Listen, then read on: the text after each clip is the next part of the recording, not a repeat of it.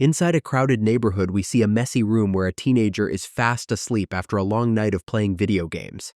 His alarm starts buzzing at 7:05 in the morning, and he slowly wakes up feeling completely exhausted. Sitting on his bed, the teenager looks at his phone and sighs, because he really wants to quit school today. Walking into the kitchen, he finds a little note left by his mother telling him to eat well and head out. After getting dressed in his high school uniform, the boy steps outside his basement home to start another boring day. As he walks down the street, he looks up at the massive luxury apartments that tower over his poor neighborhood. The boy realizes that the rich kids living in those tall buildings probably have no idea how hard his life is. Arriving at his high school, the poor boy is immediately knocked to the floor by some mean classmates in the hallway. A mean 18-year-old named Park Songbin gets angry after hearing the quiet student whisper a curse word. Suddenly, a beautiful girl named Han Yena interrupts the scene and tells the bully to stop picking on weaker kids. The bully quickly puts the teenager in a headlock and laughs, saying that they are only playing around like friends.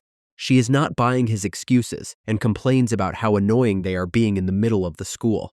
It turns out that this popular classmate lives in the exact luxury apartment building that the boy looks at from his room. Apart from being extremely famous on social media, she is also highly intelligent and gets the best grades in class.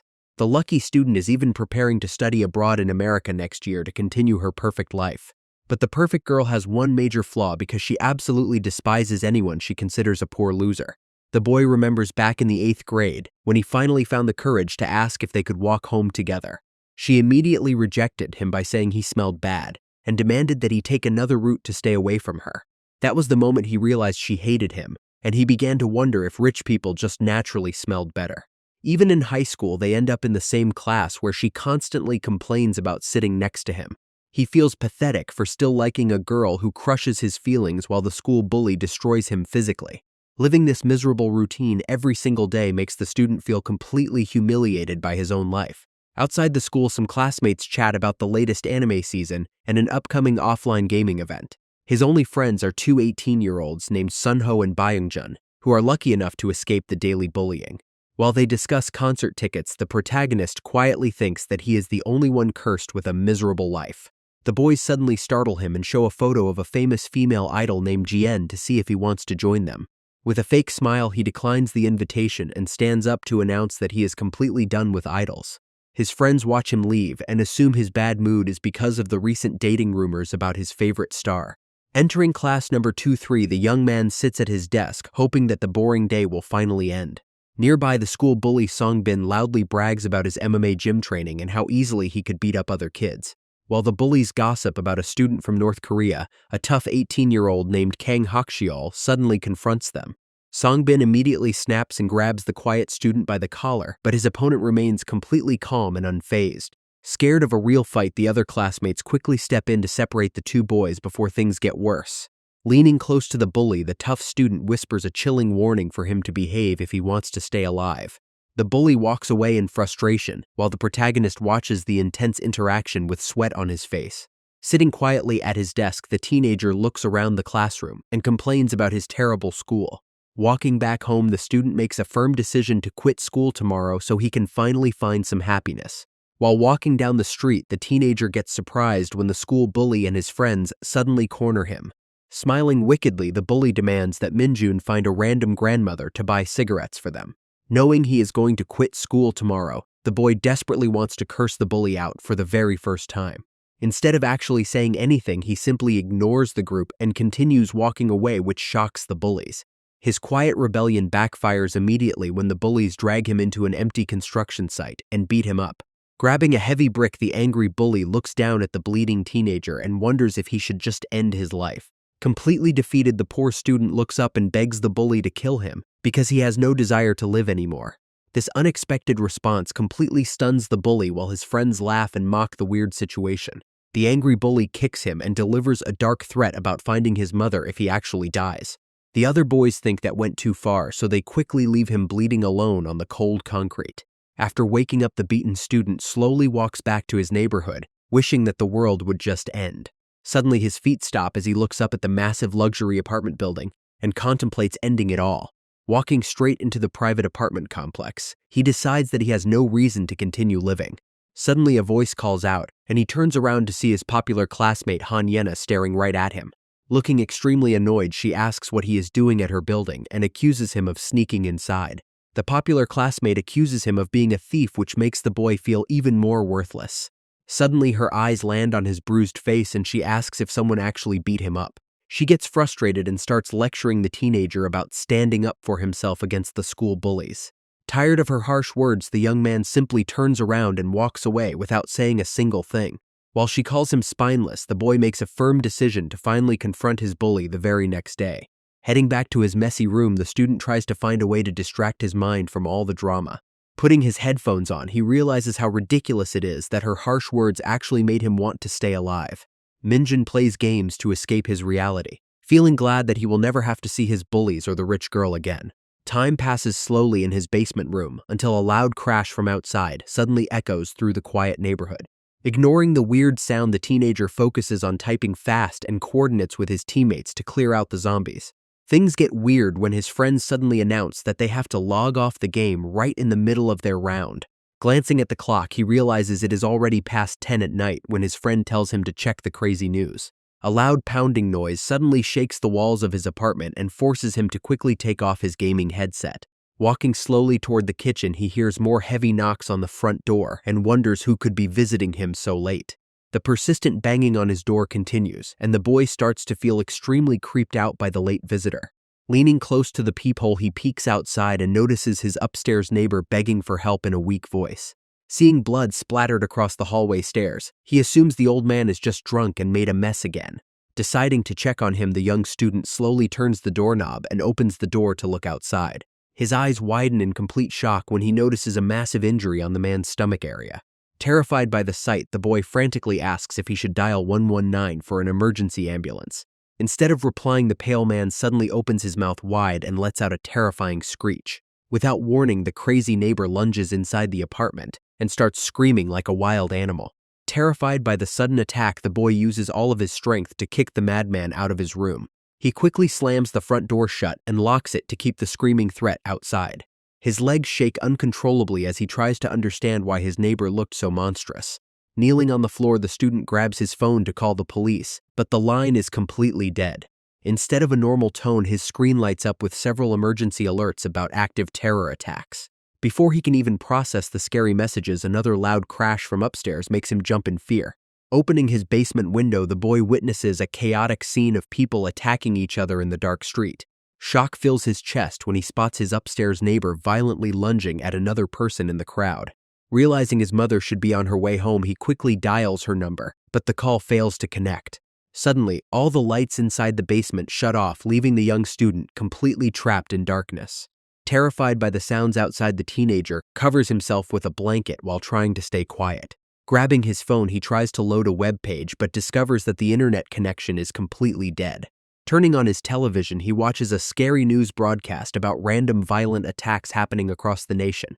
The news channel reports that the government is treating the situation as a massive act of terrorism. The broadcast shows chaotic videos of people violently biting and attacking each other on the streets of Busan.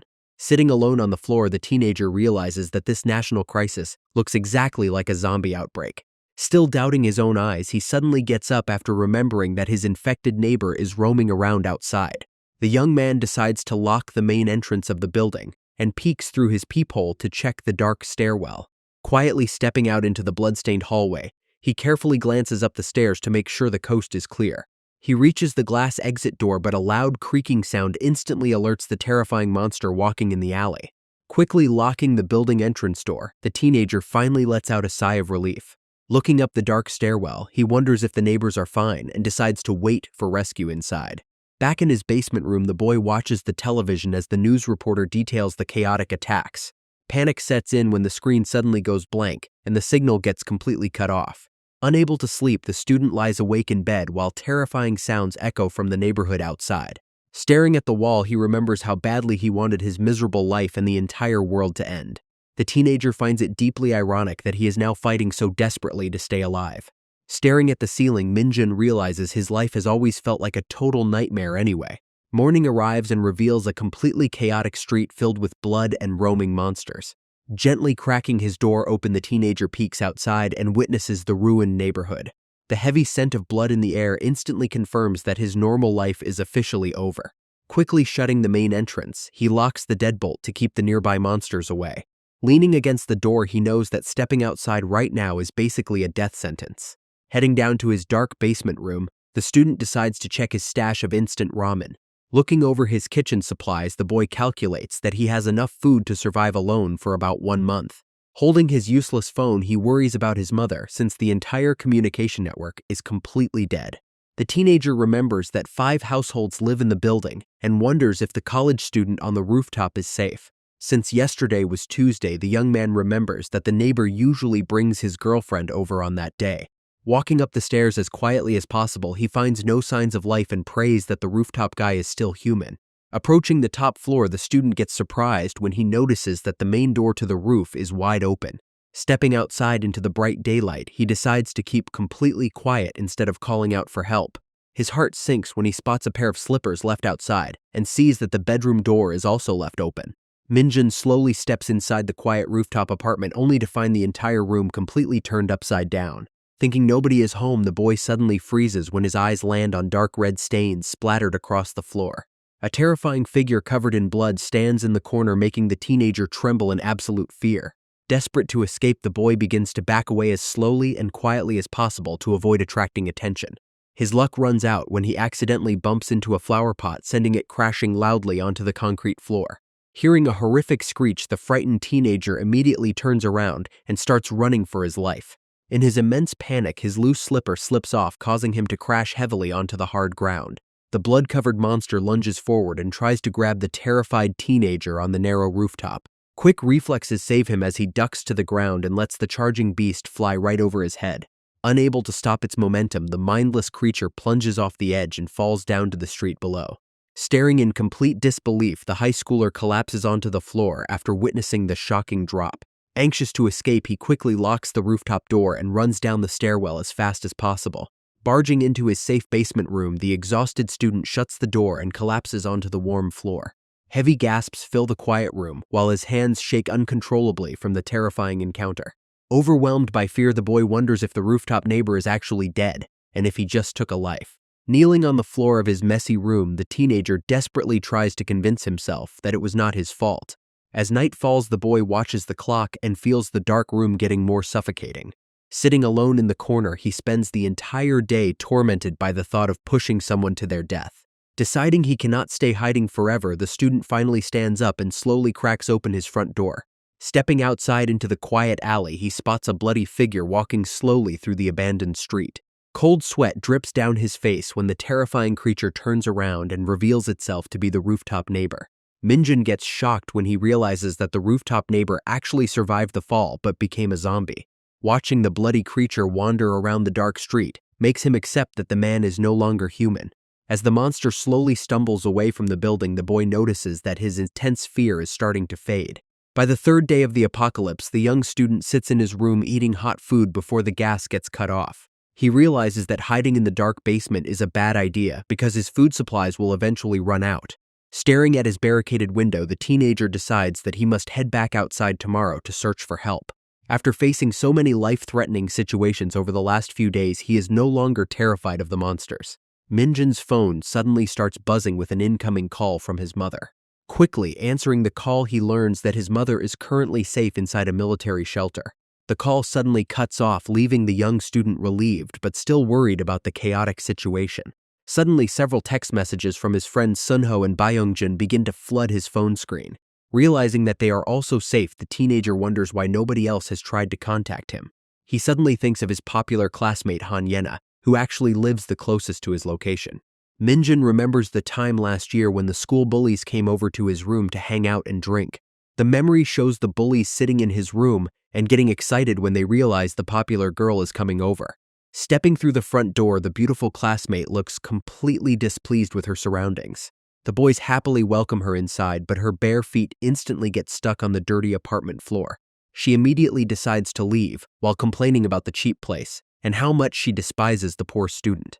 Back in the present, the teenager sits in his barricaded bathroom and wonders if the popular girl is safe from the monsters. His thoughts are suddenly interrupted when a quiet voice from outside the bathroom door calls out his name. Staring at the locked door, the confused student wonders if his own mind is just playing tricks on him. The popular classmate desperately calls out his name from outside, which leaves him completely shocked. Crouching near the taped basement window, she pleads for him to open up because she heard him talking inside. Suddenly, a terrifying growl echoes behind her as a group of blood-covered monsters spots her in the alley. Terrified for her life, the popular girl frantically bangs on the entrance and begs him to respond. Hearing her desperate cries, the boy decides to unlock the door and urges her to get inside immediately. She quickly slips through the entrance, and they shut the door just in time. The mindless creatures slam against the locked glass door, but the teenagers are finally safe inside. Leaning against the wall, she pants heavily after escaping the jaws of those monsters. The popular girl sits on the floor of his messy basement room while trying to catch her breath. The teenager asks if she is okay but gets surprised when she suddenly grabs his shirt. She collapses onto his chest and begins to shake violently from all the terror. Holding her close in the middle of his messy room, the boy wonders what exactly happened to her. He gently asks if she is fine, and she slowly releases her tight grip on his clothes. Looking up at him, the beautiful classmate actually thanks the protagonist using his full name. She admits that she would have died without his help, which makes the boy blush. He tells her that she is safe now, while she quietly begins to look around his dark room. Looking around the room, the girl asks if he is alone, and he explains that his mother is currently safe with a military unit. When he asks about her own family, she mentions that her dad is safe, but quickly hesitates when bringing up her mother. She quickly changes the subject to ask for some drinking water, because she has not had a single sip in several days.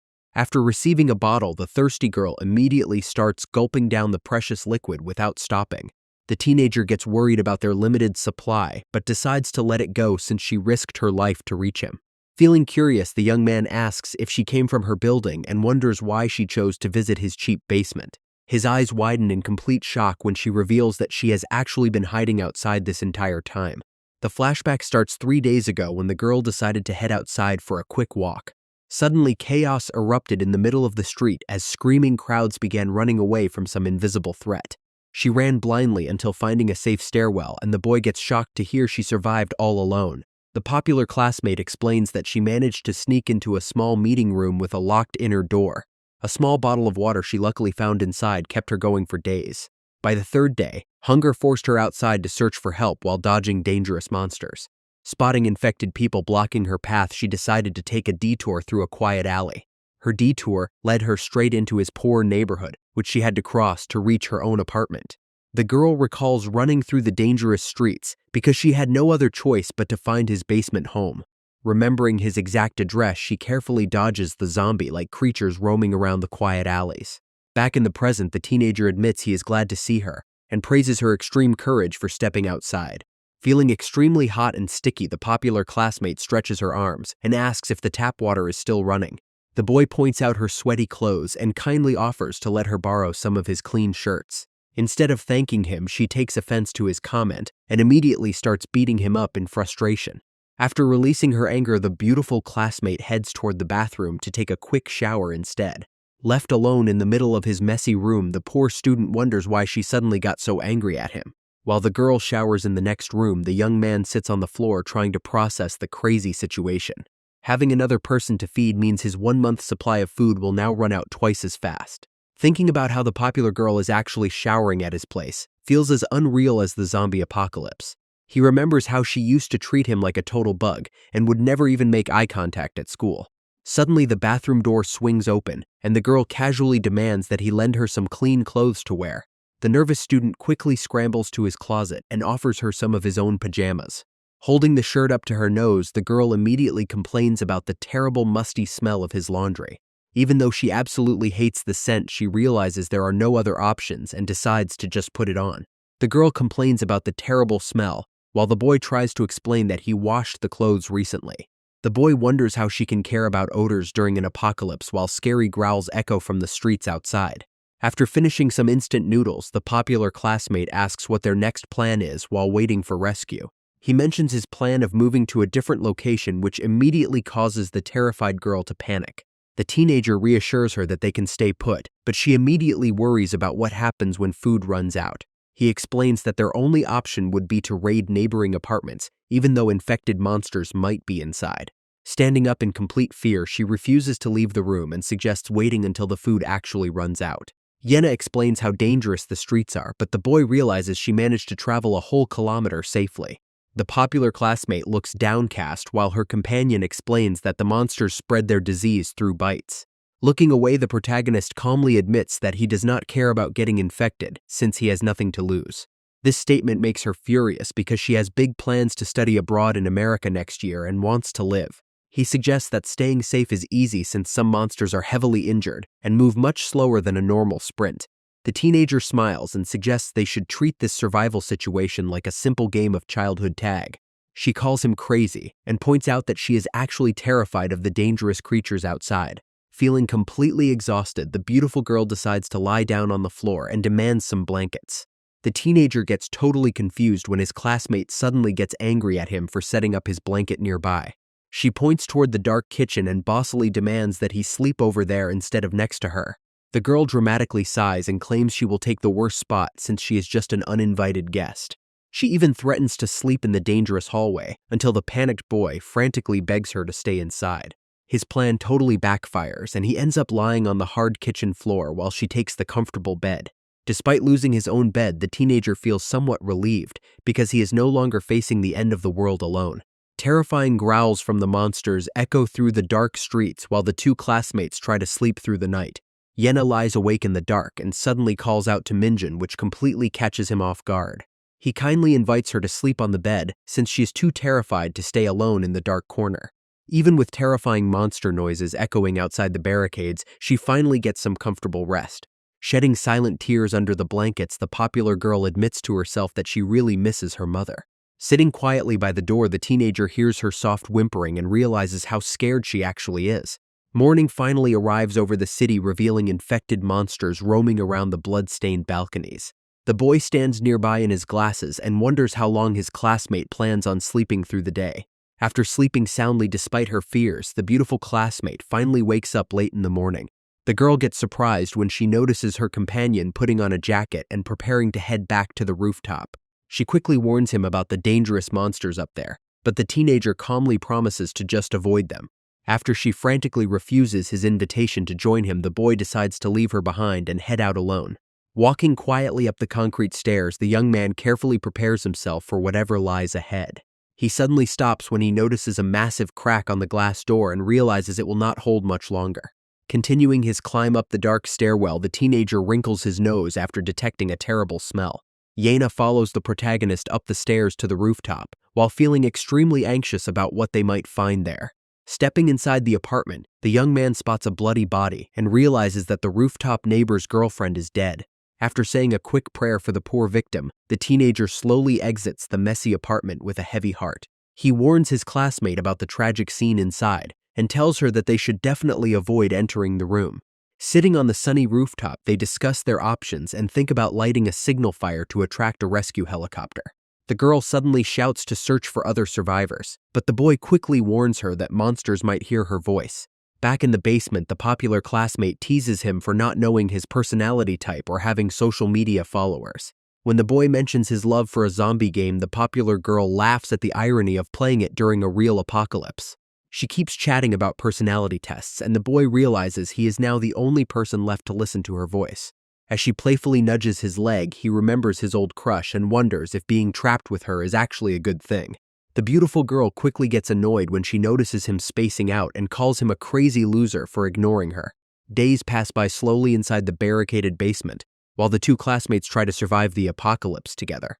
A few days later, the girl lies comfortably on the floor and loudly demands to know if he finished doing the laundry. Washing her dirty clothes in the bathroom, the angry student quietly swears that he will eventually escape on his own. He complains about being treated like her slave, while keeping his real thoughts completely hidden like a true introvert.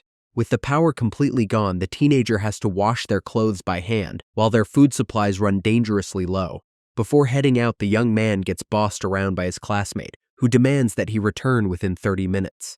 Stepping through the cracked glass door, he begins his daily patrol around the neighborhood using only the safest paths. After studying the monsters for several days, he realizes they behave exactly like zombies and only attack living humans. Since their vision is terrible, they cannot spot someone from far away, but they are extremely sensitive to any sudden noise. The creatures usually hide from the bright sunlight during the day, which makes going outside at night incredibly dangerous. Watching them gather in the shadows, the teenager realizes that their behavior is identical to his favorite zombie video game. Thinking about his favorite video game, the teenager suspects that this horrific outbreak is not just a coincidence. Looking out at the quiet neighborhood, he fears that the real end of the world is only starting. Inside the dark basement room, the beautiful classmate sighs in boredom after finishing all the comic books. She gets highly annoyed that the protagonist is taking so long and decides that she needs to train him better. The loud sound of a flying helicopter suddenly echoes from the sky and briefly captures her attention. She knows that lighting fires on the rooftops is completely useless because nobody is coming to save them. Time continues to pass slowly as the lonely girl sits on the floor and worries about her missing friend. Yenna paces around the messy basement while worrying that her companion got attacked by the monsters. The sun begins to set over the city as she grows more anxious about him being gone for over an hour. Sitting on the floor, the popular girl begins to cry while wondering if the boy actually died out there. Hugging her knees near a single candle, she desperately begs him to not leave her all alone in the dark. Suddenly, a loud clicking sound echoes from the front door, and the teenager bursts inside with excitement. The protagonist instantly freezes after noticing her teary eyes and sad expression. Furious that he is 3 hours late, she tries to hit him, while he frantically asks her to look at something.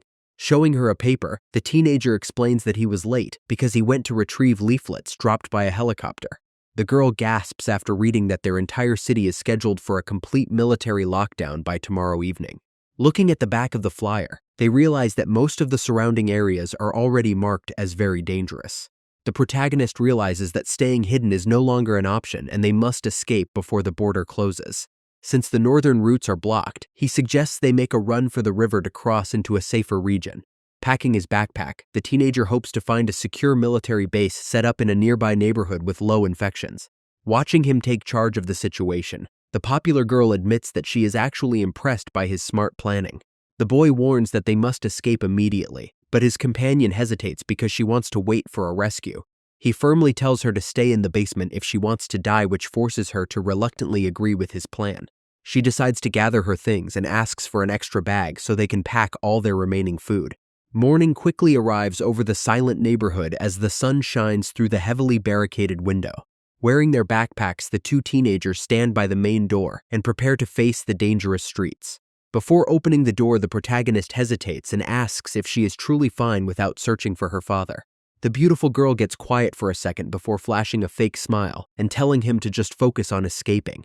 The girl suddenly reveals her parents successfully reached a safe shelter and tells him it is time to move. Stepping outside into the bright sunlight, the teenager carefully leads the way down the quiet neighborhood street. Spotting a dangerous monster ahead, the boy quickly gestures for his classmate to slip past without making a sound. Looking down from above, the streets are completely ruined with overturned vehicles and infected creatures wandering around. They sneak past a destroyed bus where a bloody billboard of a famous idol serves as a reminder of their old lives. While walking, the young man explains that the creatures hate the bright sun, but they must still remain extremely careful. The girl complains about the distance and wonders why there are no bicycles or scooters left for them to use. Feeling exhausted from walking so fast, the girl begs for a 5-minute break, but her companion simply walks ahead. The annoyed classmate continues to complain, while the protagonist warns her that the dangerous creatures might hear them. Her constant complaints and requests for water begin to test his patience as they navigate through the quiet streets. Suddenly, the two teenagers stop in their tracks after spotting a massive barricade of vehicles and random furniture. The boy explains that this blocked neighborhood should be safer, but wonders why there are no guards stationed nearby. Climbing over the heavy truck barricade, the teenager advises his beautiful companion to keep her guard up. When she tries to find a spot to rest, he tells her to stop exaggerating, which immediately makes her highly offended. The girl stares at her companion in disbelief as they find themselves standing together in the quiet street.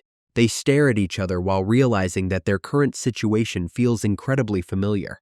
The beautiful girl unexpectedly offers a quiet apology which completely shocks the young student. Their conversation gets cut short when the teenager spots a group of blood-covered monsters charging right at them. Grabbing her hand tight, the boy quickly drags his companion away as they run for their lives down the street. The popular classmate complains about the sudden attack because she believed this area was supposed to be safe. Suddenly, the running teenager spots another survivor who gestures for them to quickly hide behind a barricade. While trying to seal the entrance, the young man gets shocked when the survivor suddenly calls him by his full name. They count to 3 to push a heavy wooden cabinet, but a rabid monster instantly slams against the barricade. The terrified protagonist screams in absolute horror when the wild creature completely breaks through their defenses. Realizing their barrier is useless, the other survivor shouts at them to run away before getting caught by the beast. The two classmates sprint down the alleyway and quickly climb up a massive pile of furniture to escape the chase. After reaching the top of the barrier, the young man tells his classmate to jump down to the street below. Tears fill her eyes when the popular girl lands poorly and realizes that she just sprained her ankle during the fall. Two blood-covered monsters charge straight toward the teenagers, while the boy freezes in complete terror. The teenager remembers her harsh words from school about having the courage to stand up and fight back. Making a bold decision, the brave student pulls out his weapon and stands firmly in front of his classmate. Suddenly, the loud roar of a motorcycle engine echoes through the alley as a voice shouts for them to get down. Before he can even react, a mysterious rider dashes past them and strikes the oncoming beast with a heavy bat. A group of aggressive young men on scooters quickly surrounds the monsters and begins beating them without mercy. One of the strange saviors laughs about their attack and claims that riding around hitting monsters is incredibly fun. Yena looks up in absolute shock when she recognizes the leader of the motorcycle gang. Minjun instantly freezes in fear as he realizes the mysterious rider is actually his worst school bully Park Songbin. Smiling wickedly, the bully points at the teenager's kitchen knife and mocks him for trying to fight monsters with it. The protagonist lies about just meeting the popular girl randomly, while she politely thanks the group for saving her. The bully boasts about having a safe hideout with several adults and invites the beautiful girl to join their group. He offers her a seat on his scooter, while rudely telling the protagonist and his friend to ride a kickboard together. A shady glance from the bully makes the girl feel extremely uneasy, as the other boys whisper about bringing her along. Smiling wickedly, the mean bully tells the beautiful classmate to jump on his scooter, while she looks back in worry.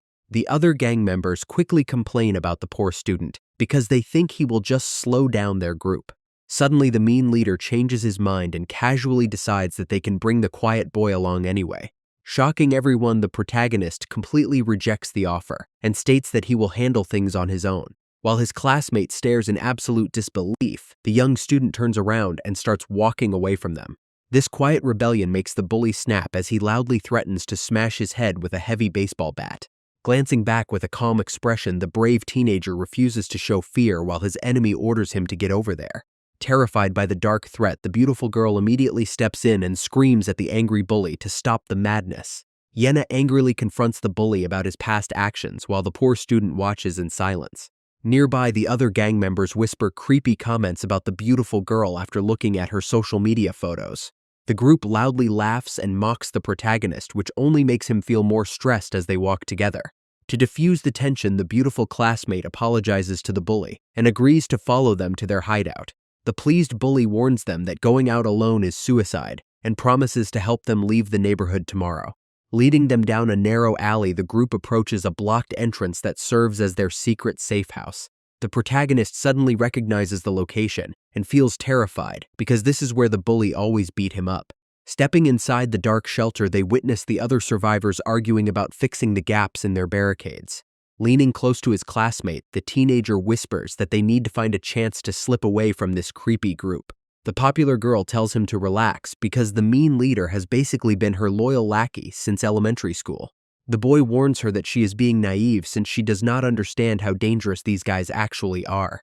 Stepping forward, the protagonist bravely announces to the group that they have decided to head back instead of staying.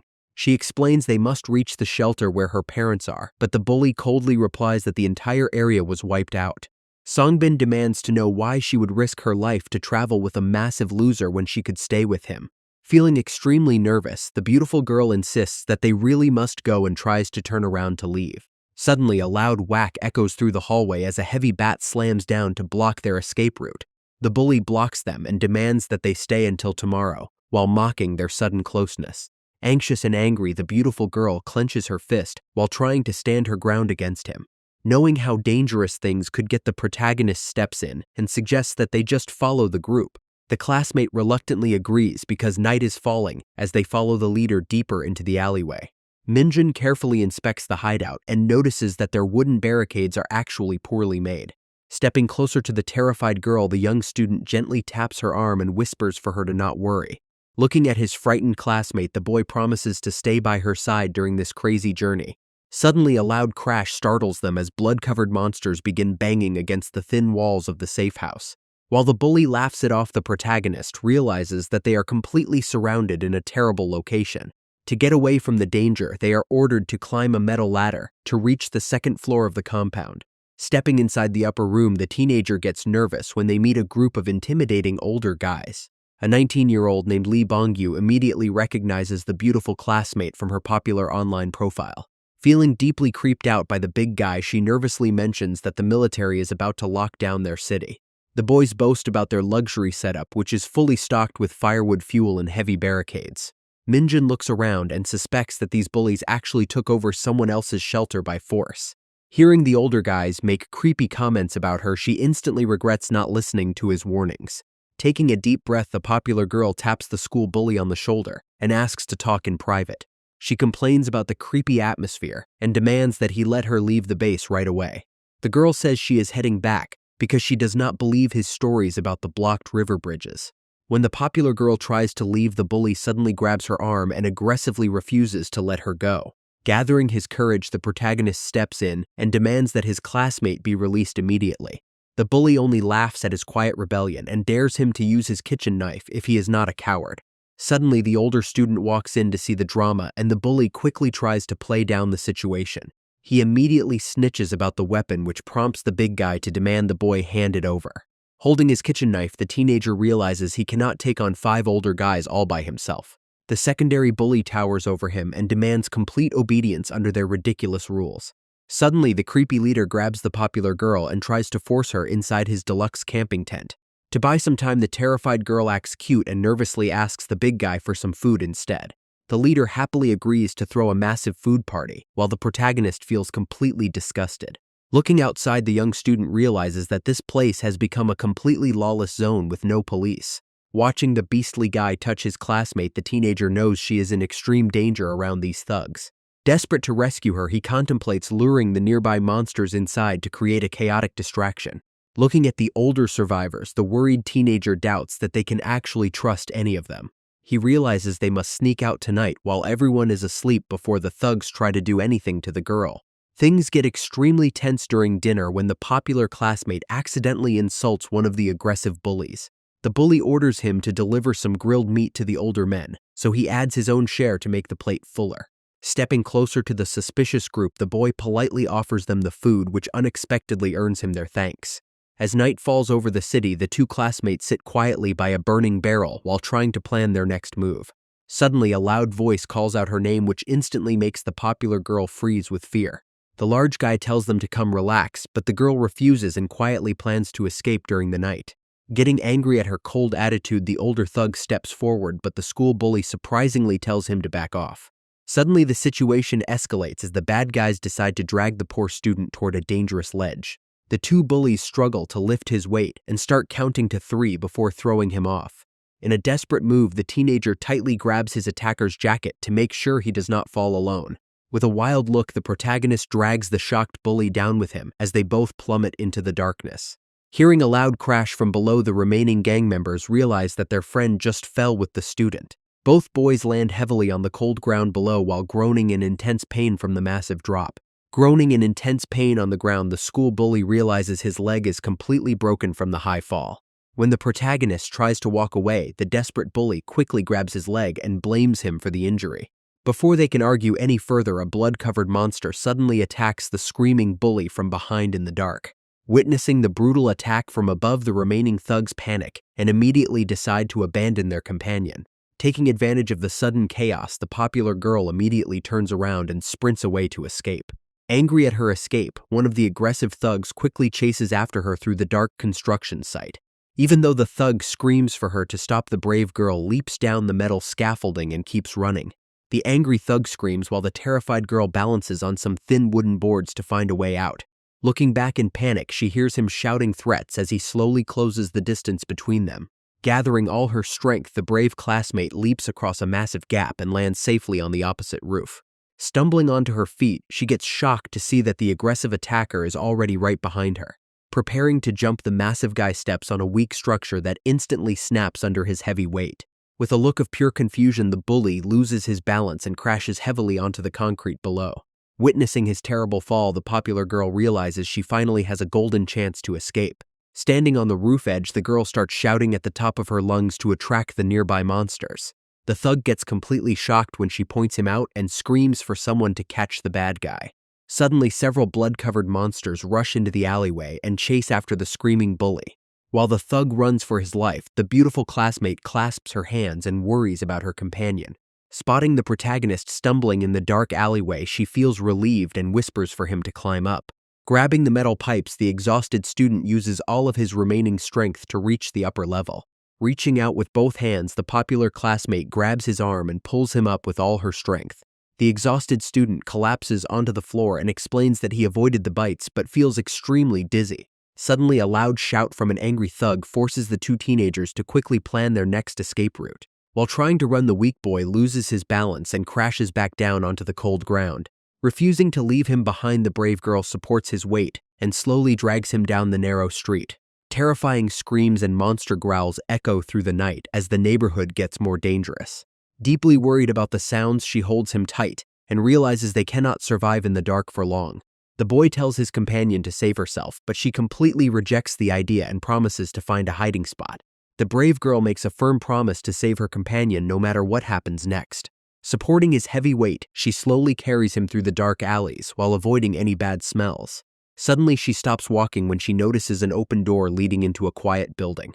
Carefully stepping inside the dark hallway, she peeks around the corners to make sure no monsters are nearby. Deciding that they need a quick break, she gently brings the exhausted boy into the empty room.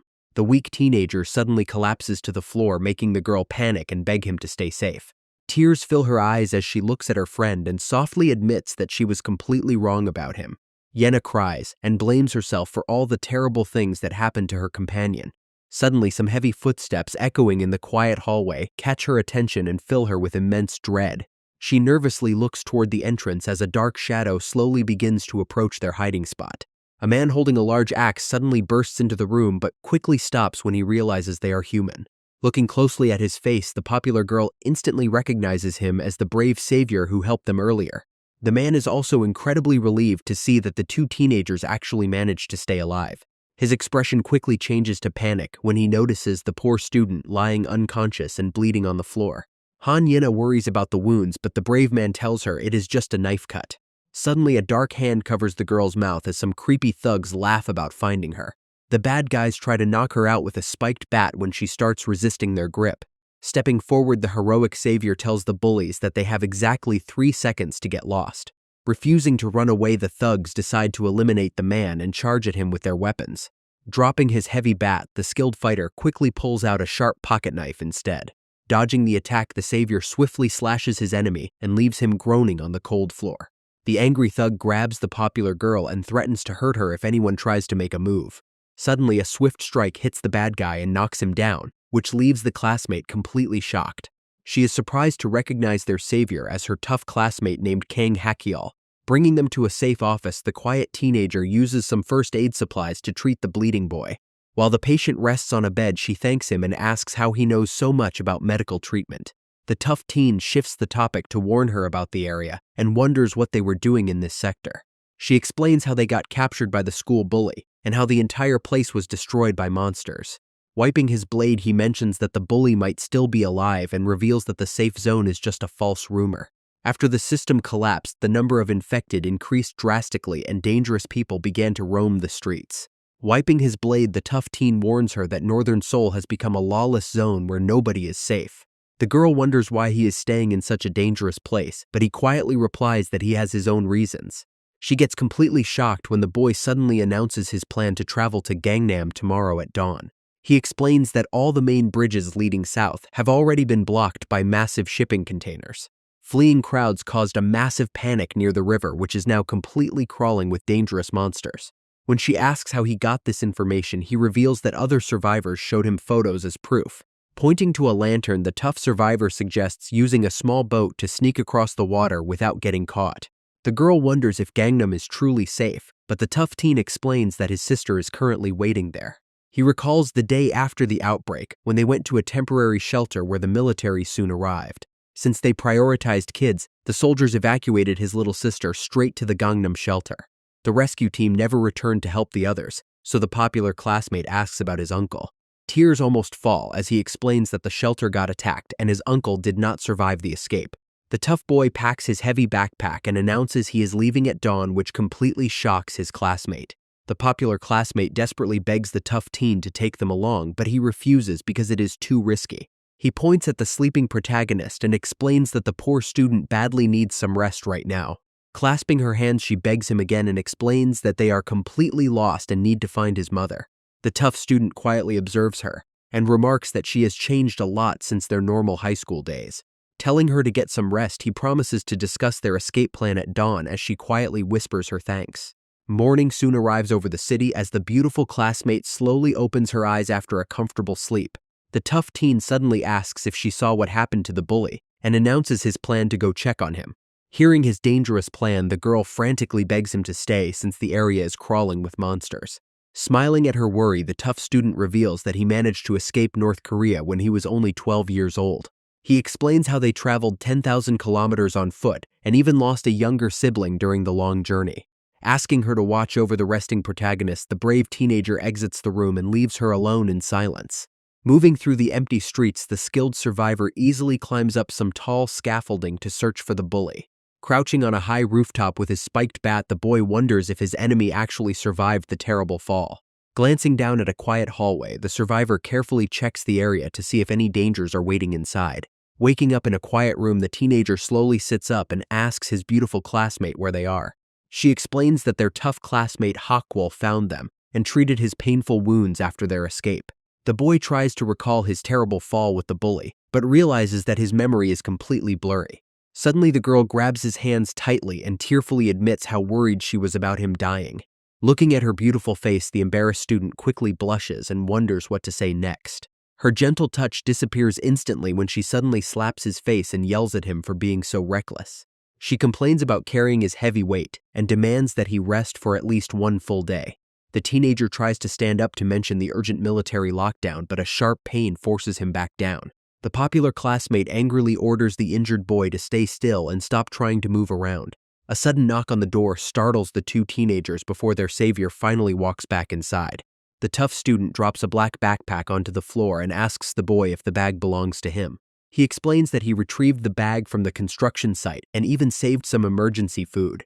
The protagonist gets highly excited when the tough teen hands over his missing pair of glasses. Sitting on his bed, the teenager thanks his savior and admits that he only feels a little dizzy. The popular girl suddenly interrupts their chat to ask what happened to the school bully at the site. The brave survivor explains that the bully was gone, but all the other gang members became infected. Yena worries about running into the bully again since his motorcycle is missing. The tough survivor calmly declares that he always wins when it comes to a real battle to the death. He asks if they can follow his lead to escape the northern side of the city, but the two classmates quickly start arguing. Deciding to make a smart plan, first the tough teen pulls out a marker and stands before a whiteboard.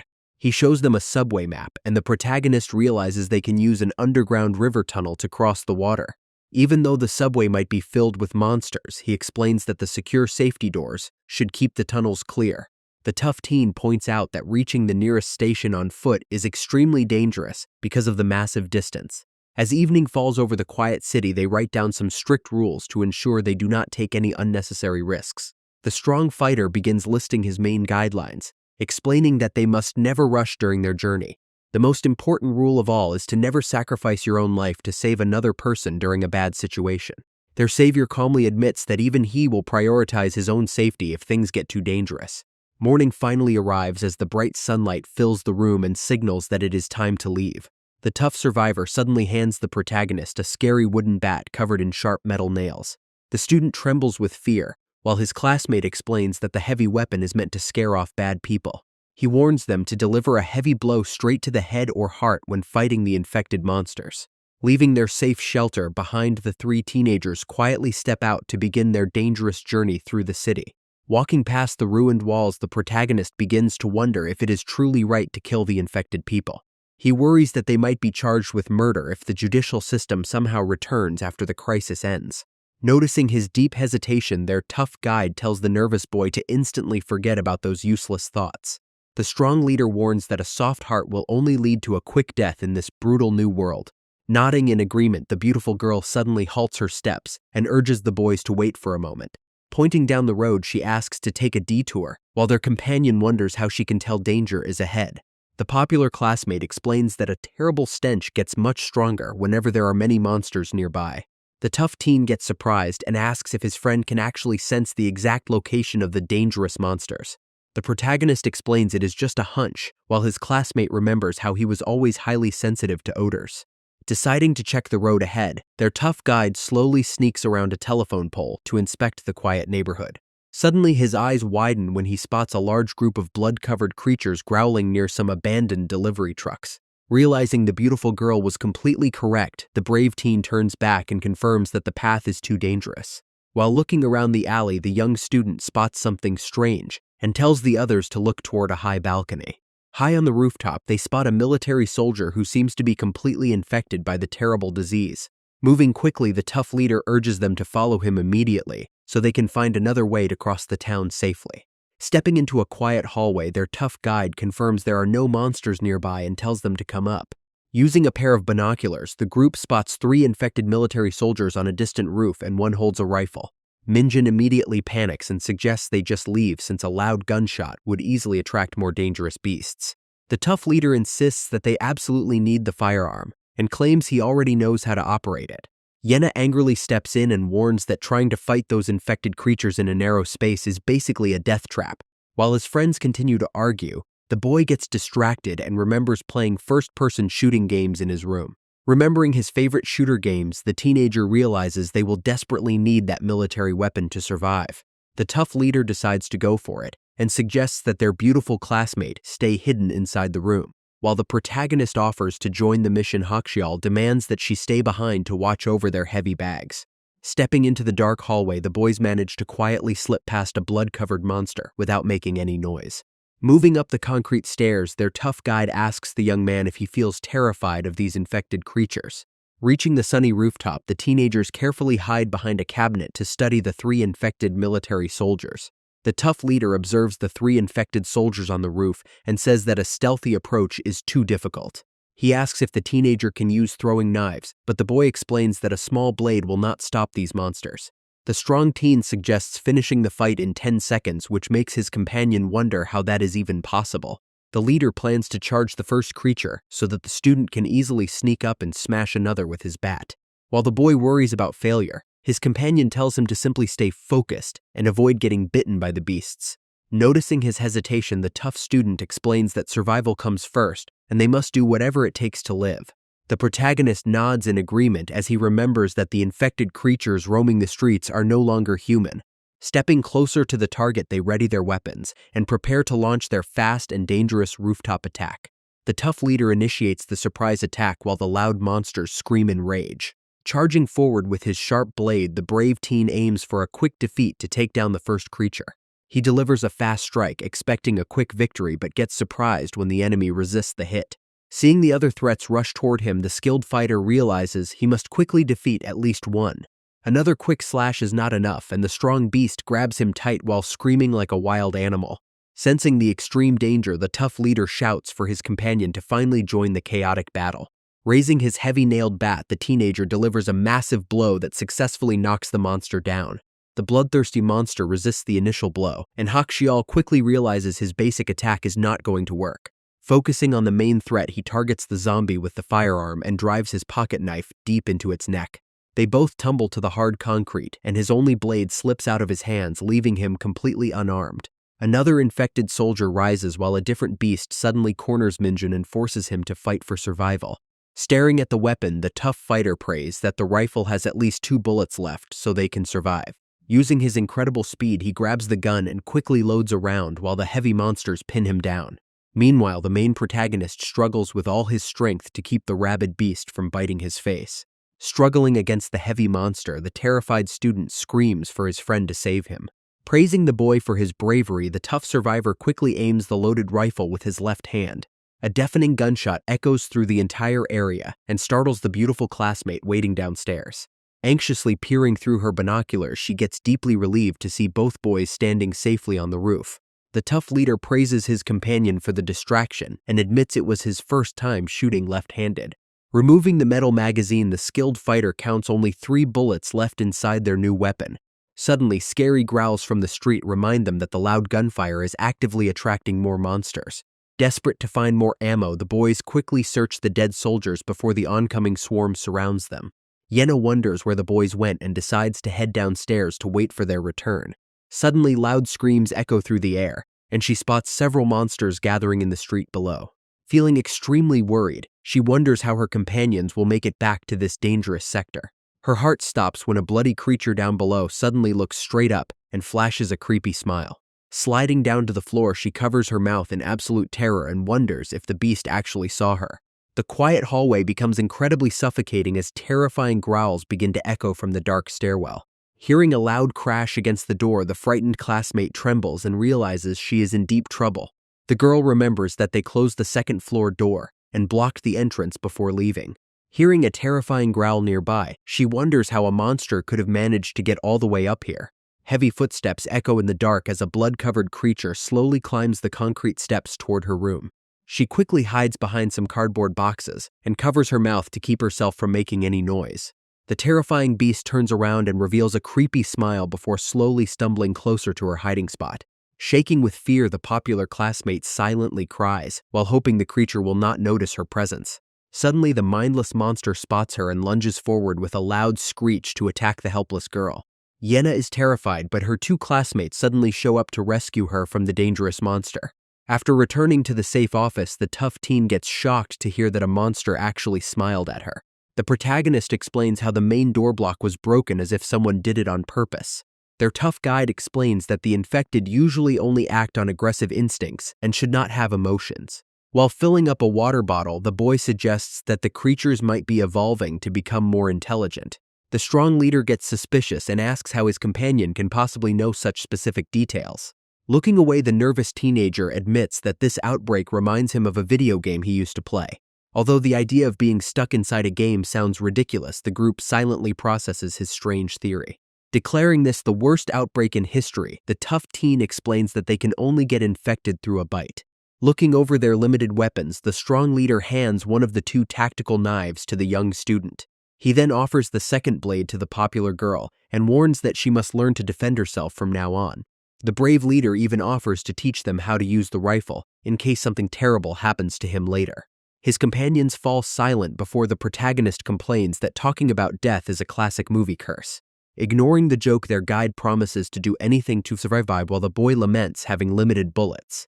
Turning to his quiet classmate, the teenager asks if she wants to try the weapon, but she simply looks away in doubt.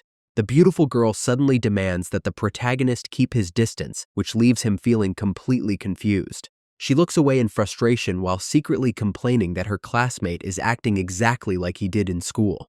Hugging her knees on the couch, the popular girl worries that she might smell bad because she has not showered in days. The popular classmate gets annoyed with her own thoughts as she wonders why she even cares about his opinion. Morning arrives as the group of 3 teenagers quietly begins navigating through the blood-stained streets of the city. Using her keen sense of smell, the girl helps lead the boys through the alleys while pointing out potential dangers. Their tough guide praises her useful ability and advises everyone to remain fully alert during their journey. While walking down the street, Minjin notices that their tough guide is limping after his wild fight with the soldier. Shocked to hear about a twisted ligament, the teenager immediately urges his companion to take a quick rest. Dismissing the injury as nothing compared to his past escape, the leader halts when the girl spots a closed metal gate.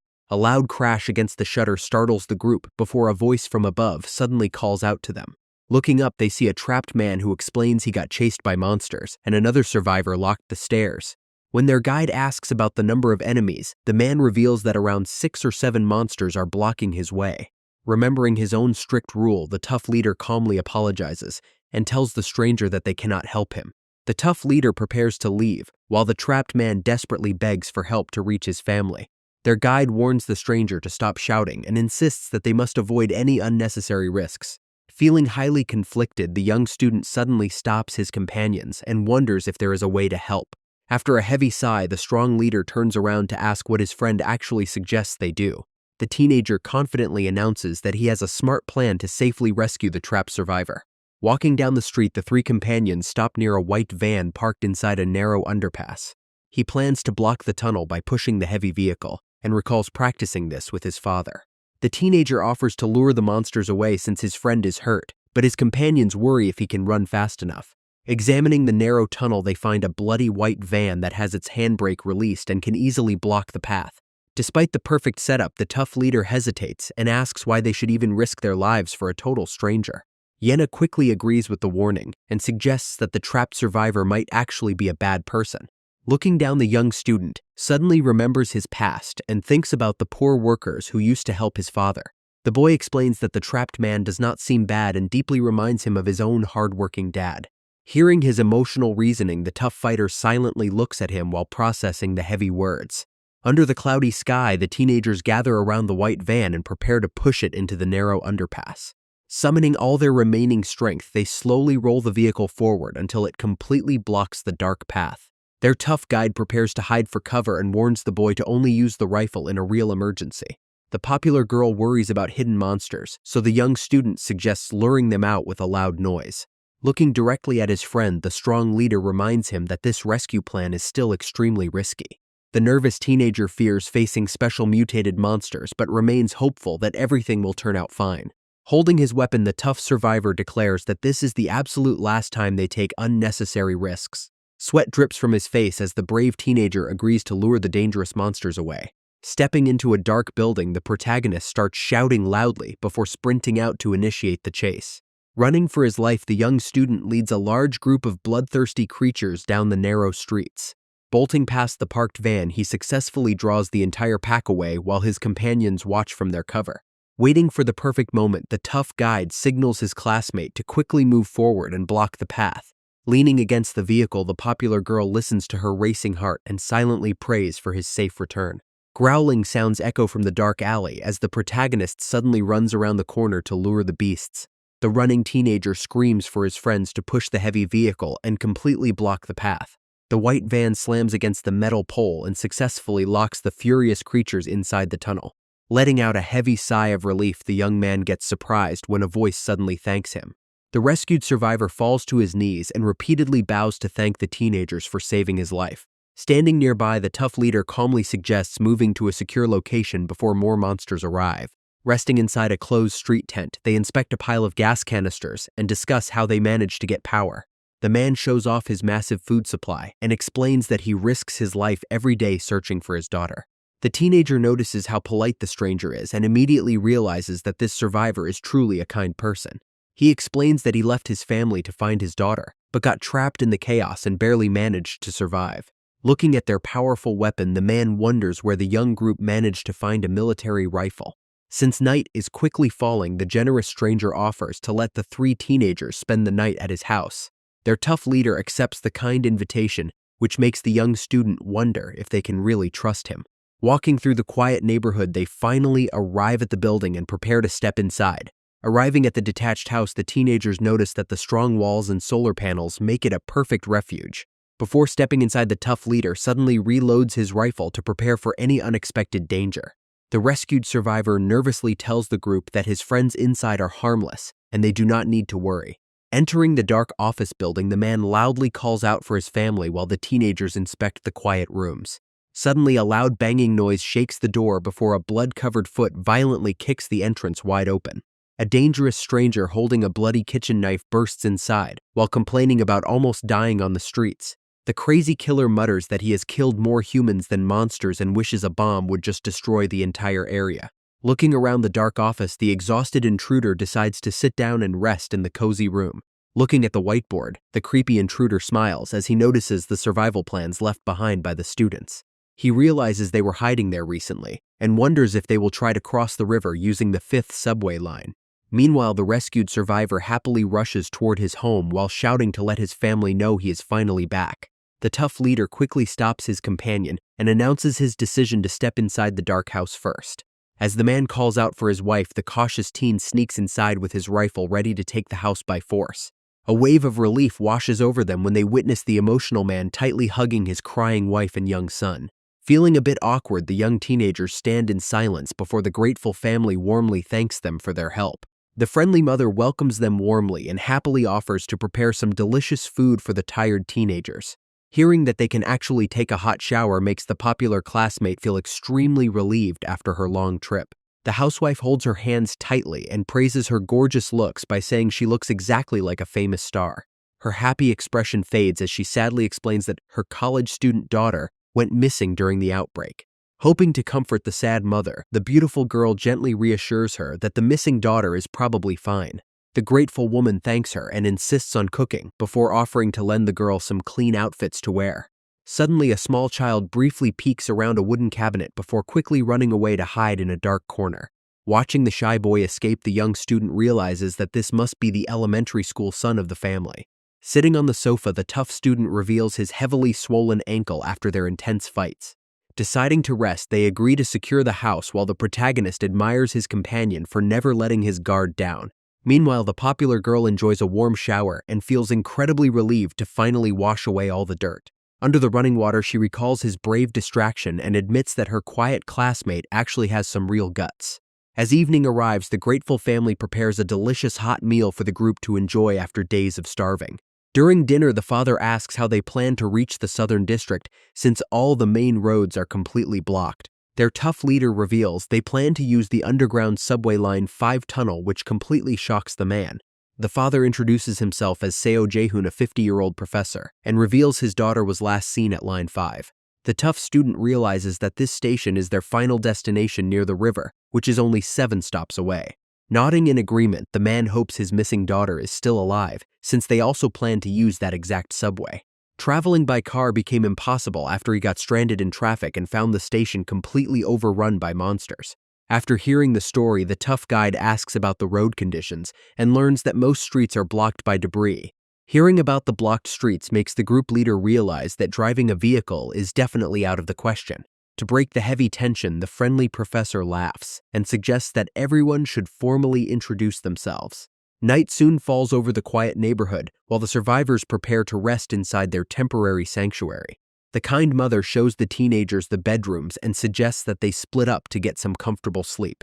Wanting to stay close to the boys, the beautiful classmate nervously declines the private room to sleep in the living room. When the protagonist teases her about being scared to sleep alone, she gets embarrassed and quickly punches him in the chest. The girl angrily mutters that he is extremely annoying while the confused teenager wonders what he did wrong this time. As night falls over the quiet neighborhood, the survivors finally turn off the lights and wish each other a peaceful night. Sitting on the sofa with his loaded rifle, the tough leader keeps watch to make sure that they stay completely safe. Time passes slowly in the dark living room as the exhausted teenagers finally fall asleep after their long and tiring journey. Lying awake in the dark room, the beautiful girl notices that their tough guide is already fast asleep. Sitting up quietly, she looks at her classmate and suggests having a quick chat since they are both wide awake. Staring at the ceiling, the protagonist admits that he is currently feeling extremely worried about his missing mother. Feeling deeply sympathetic, the popular girl promises that she will help him search for his mother no matter what. Looking back at her, the touched teenager softly whispers his thanks for her incredibly kind words. Sitting up to face his companion, the young student admits he is curious about her own parents. The boy gently asks if she is truly fine since they are her only family, which makes the girl fall completely silent. Yena decides to open up to him and mentions that she has never shared her family secret with anyone before. She explains that her household is actually a blended family and calls them a complete mess. The teenager reveals that her elite parents divorced early, which forced her to live with a stepmother. A quick look into her past reveals the hidden struggles behind her wealthy life in the luxury apartment tower. Back in their school days, she got extremely annoyed when the quiet student completely ignored her in the streets. Considering him weak, she even thought about asking the school bully to teach him a lesson the very next day. Arriving at her expensive home, she realized that she had no right to look down on his miserable life. The popular girl admits that she absolutely hated going home and only wanted to change her clothes quickly. Stepping inside, she got shocked to find messy shoes on the floor along with some very weird noises from the room. Hearing strange noises as she enters her home, the popular girl remembers how her stepmother always cheated on her father. The angry stepmother suddenly confronts the teenager for coming home early and demands that she ring the doorbell next time. She boldly mocks her stepmother for having affairs, which instantly sparks a massive shouting match between the two women. The secret lover suddenly steps out of the bedroom while the mean stepmother refers to the girl as her husband's spawn. Pulling out her phone, the popular classmate snaps a picture of them and playfully threatens to send the photo to her dad. The 36-year-old stepmother Choi Soo-jin is a former actress turned influencer who calmly tells the girl to go ahead. The evil woman brags that a divorce would completely ruin his wealth and destroy his hospital since she has massive leverage. The evil stepmother laughs and dares the girl to tell her father because she does not care about a divorce. Bumping past the cheating couple, the angry teenager insults them and walks out while the woman screams in rage. Slamming the front door, she steps onto the street and promises herself to never return to her luxury apartment. The young girl has no idea that the entire world is scheduled to end on the very next day. While hanging out at a local karaoke room, she gets surprised when her friend suddenly leaves due to a family emergency. Walking alone down the busy street, the beautiful girl notices that her phone is blowing up with weird emergency alerts. Sudden screaming echoes through the air as terrified crowds of people begin running for their lives down the road. Catching her breath on the cold emergency stairs, the terrified girl feels glad that she managed to escape the chaos. Stepping inside a quiet room, she tries to call her father for help, but gets no response from his phone. Remembering that her mother is currently far away in America, she realizes she is completely on her own. Having no other choice, she decides to dial the number of her hated stepmother as a last resort. The woman answers with irritation, so the desperate girl quickly begs for a rescue because she is trapped. Her cruel stepmother simply tells her to figure it out alone and hangs up the phone to save herself. Staring at her disconnected screen, the popular classmate realizes she has been completely abandoned. Suddenly, loud banging sounds shake the messy room as some desperate voices demand that she open the door. Crying alone inside a dark room, the popular girl remembers how much she desperately missed her mother. Returning to the present, the girl admits that her parents basically abandoned her, and she no longer cares about them. She sadly explains that her mother is in America and she deeply regrets ignoring her phone calls in the past. The young student finally understands why she was so desperate to study abroad before this nightmare started. Looking downcast, the beautiful girl complains that she has absolutely nobody left to care about her in this world. Gently breaking the silence, the boy tells her to stop talking like that because she is definitely not alone anymore. He reassures his classmate that they will survive this outbreak together alongside their tough new companion. After finishing their late-night talk, the two classmates decide it is finally time to get some rest. Outside, the monsters continue to roam the streets as the night slowly passes and morning finally arrives. While sleeping with his rifle, the tough survivor starts having a terrible nightmare about his childhood. He remembers the cruel guard who beat him and mocked his family after his uncle escaped to South Korea. The tough student suddenly snaps awake when the loud sound of a car engine echoes from the street. The professor also runs out in panic and asks about the noise, so the young man decides to investigate. Holding his loaded rifle, the brave leader sneaks outside while worrying that the noise will attract monsters. Hearing a strange noise, the tough survivor grabs a metal ladder and quickly climbs up the wall to check outside. Reaching the top of the gate, he prepares his rifle, but gets shocked when he spots two strangers standing below. The two men talk about searching the neighborhood for survivors, while one of them holds a dangerous handgun. Hakshiol immediately points his rifle at them and demands that they drop their weapons within 3 seconds. The terrified man slowly drops his gun, while the young leader wonders where the strangers managed to find it. The brave teen asks if they are looters, while the frightened survivors raise their hands to show they mean no harm. They claim they thought the house was empty, but the cautious leader demands to know where they obtained their firearm. One of the strangers claims they found the pistol on a corpse, but the suspicious leader immediately accuses him of lying. The frightened men explain that they are just normal citizens who got separated from the safety shelter at Gunja Station. The young leader realizes this subway station is on Line 5, and the stranger confirms it is a massive survival camp. After hearing that the surrounding area is crawling with monsters, the tough guide demands to know more details. He asks if they have seen a young woman named Seo Hakyoung and invites them inside on the condition that they disarm. Inside the house, the professor gets completely shocked when he hears about the existence of the Gunja Station shelter. The strangers reveal that hundreds of survivors are there, and they begin discussing the professor's missing daughter. Jaehoon recalls the tragic phone call with his daughter at 8:10 in the evening when the subway was attacked. While the father worries about Gwangnaru Station, the stranger reveals that he actually boarded the exact same train. The man explains how the train bypassed the normal stops and ended up at Gunja Station where his daughter might be. Jaehoon desperately shows them a photo of his daughter on a phone, but the men cannot be completely certain of her face.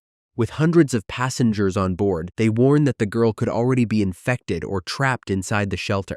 The stranger invites the group to travel together since armed guards at the station are actively shooting any outsiders. Noting their large group size, Hakchiol suggests setting up a rendezvous point halfway instead of traveling together. The man hands over a walkie-talkie for communication and requests 2 days of food supplies in return for his help. Hoping to earn some trust, the stranger looks at the quiet leader who continues to stare back in silence. Inside the safe house, the group discusses the plan to meet the strangers and travel to the subway shelter. The tough leader explains that traveling together on foot is basically impossible for a large family. He suggests finding a 6-seat vehicle instead, but warns that he will only protect himself if danger strikes. This cold warning leaves the professor and his worried wife in deep silence while they process his words. While gathering some extra supplies from the kitchen fridge, the beautiful girl suddenly wonders where her friend went. Walking up the wooden stairs, the popular classmate decides to look around the house to locate the boy. Peeking into the bedroom, she finds the protagonist chatting with the young boy about their favorite video games. Stepping inside the room, the popular girl teases them about getting so close while they talk about gamer stuff. The young boy gets called away by his mother, leaving the two classmates alone near a large poster of a famous idol group. Noticing his intense gaze, the beautiful girl playfully asks if the gorgeous blonde idol named Jian is his ideal type.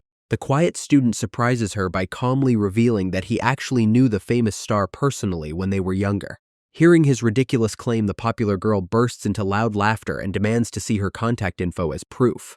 Sweat drips down his face as he explains that they lost touch years ago after she moved away to join the entertainment world. The teenager quickly backs down from his story and claims he was only joking as he walks out of the bedroom. Left alone in the room, the popular girl stares at the idol poster and doubts he could ever know someone that gorgeous. Meanwhile, the professor approaches the tough student to announce that his family is officially ready to leave the house. The father explains they want to reach the subway shelter and asks if there is a suitable vehicle they can use to escape. He mentions that their family car is trapped but suggests retrieving a large ambulance parked 1 kilometer away. This special emergency vehicle has enough room for 6 people, but several infected creatures are trapped inside. The professor confirms he saw the monsters in the seats 3 days ago and believes they are still there. The tough student agrees that they can handle the 3 monsters inside the vehicle with the professor's help. Morning arrives and all of their heavy backpacks are fully packed and ready for the dangerous journey. Minjin suggests making some homemade firebombs and his tough friend agrees that it is an excellent idea. As night falls over the quiet neighborhood, the survivors try to get some rest before their big escape. The walkie-talkie suddenly buzzes as the stranger asks if they found a vehicle for their escape. Hakchiol explains that he plans to check on a parked ambulance first thing in the morning. Outside in the foggy darkness, several bloodthirsty monsters gather around the yellow emergency vehicle. The stranger on the walkie-talkie wishes them good luck before cutting the radio connection. While night falls over the quiet sanctuary, the beautiful girl sleeps deeply under her warm blankets. In her dream, she wakes up at a school desk and feels relieved, thinking the entire zombie outbreak was just a nightmare. Looking around the empty classroom, she notices the clock and worries about being extremely late for her academy classes. Running out into the quiet school hallway, the popular classmate accidentally bumps directly into another student. The girl gets completely shocked when she recognizes her quiet companion and asks why he has not gone home yet. He stares at her coldly as she demands to know why he is glaring. Suddenly, the quiet student grabs her wrists and pins her against the school wall, which completely shocks her. Staring deeply into her eyes, he calls her out for always treating him like a complete bug at school. The boy delivers a terrifying warning that he will actually hit her if she dares to call him a loser again. Back in reality, the popular girl whimpers in her sleep while slowly waking up from the terrifying nightmare. Slowly opening her eyes, the girl gets completely shocked to find herself tightly hugging her sleeping classmate. Panicking in silence, she quickly pulls away and angrily wonders if the boy is actually just pretending to sleep. While their tough guide continues to sleep soundly on the sofa, the girl turns back to look at her companion. Staring at his face, she recalls how she always hated his cheap basement smell back during their school days. Leaning close to sniff his neck, she gets surprised to realize that he actually has a very nice body scent now. Looking at his face without glasses, the popular girl wonders if the apocalypse is starting to mess with her mind. Suddenly opening his eyes, the young man gets surprised to find his popular classmate leaning extremely close to his face. Realizing she got caught, the embarrassed girl screams in panic and delivers a powerful punch straight to his face. The loud commotion instantly wakes up their tough companion, who points his loaded rifle to check for threats. Holding her blanket tight, the blushing girl quickly makes some excuses and denies that she was doing anything weird. Still feeling extremely frustrated, she complains about his attitude and violently kicks the poor student to the ground. Rubbing his sore face, the teenager wonders if he accidentally cursed at her or talked in his sleep during the night. Morning finally arrives over the city as their tough leader gathers everyone to explain the plan for securing the vehicle. Before leaving the safe house, the tough leader orders Minjin to climb up to the roof and keep watch of the area. Thick fog quickly rolls over the quiet streets, leaving the entire neighborhood completely hidden from sight. Peering through his binoculars, the young student tries to scan the dark roads but fails to spot his companions. While sitting on the balcony, the beautiful classmate worries because the group has been gone for over 1 hour. Suddenly, several loud gunshots echo through the foggy air and instantly startle the two waiting teenagers. The boy notes that the loud firing sound is completely different from the rifle that their savior is carrying. A look of pure horror fills her eyes as they wonder if the dangerous visitors from yesterday are behind the shooting. Yenna suddenly gasps as a nauseating smell fills the air and she alerts her companion. The young man senses trouble when a desperate voice suddenly screams from the street, demanding to open the gate. Looking through his binoculars, the teenager spots one of the strangers from yesterday, running frantically through the fog.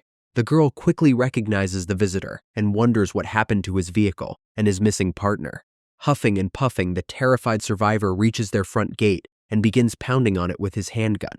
Peeking down from the balcony, the boy asks about the second man, only to hear that he was violently killed. Trembling with absolute terror, the stranger warns them that a monster is coming and shooting it with guns is useless. Minjin peers through his binoculars and instantly freezes in complete shock at what he sees. A massive bloody monster stumbles through the fog while mumbling creepy words about wanting social media followers. The protagonist remembers playing his favorite video game where a giant boss monster looked exactly like this beast. It is the infected bully Bongyu who is now wandering the foggy streets and calling out for his popular classmate. The scary realization confirms that the rules of his video game are actually happening in the real world now. Meanwhile, a few minutes earlier, the tough leader and the professor arrived at the foggy street to claim their vehicle. Their plans are cut short when multiple loud gunshots suddenly echo through the dense fog and startle the two survivors.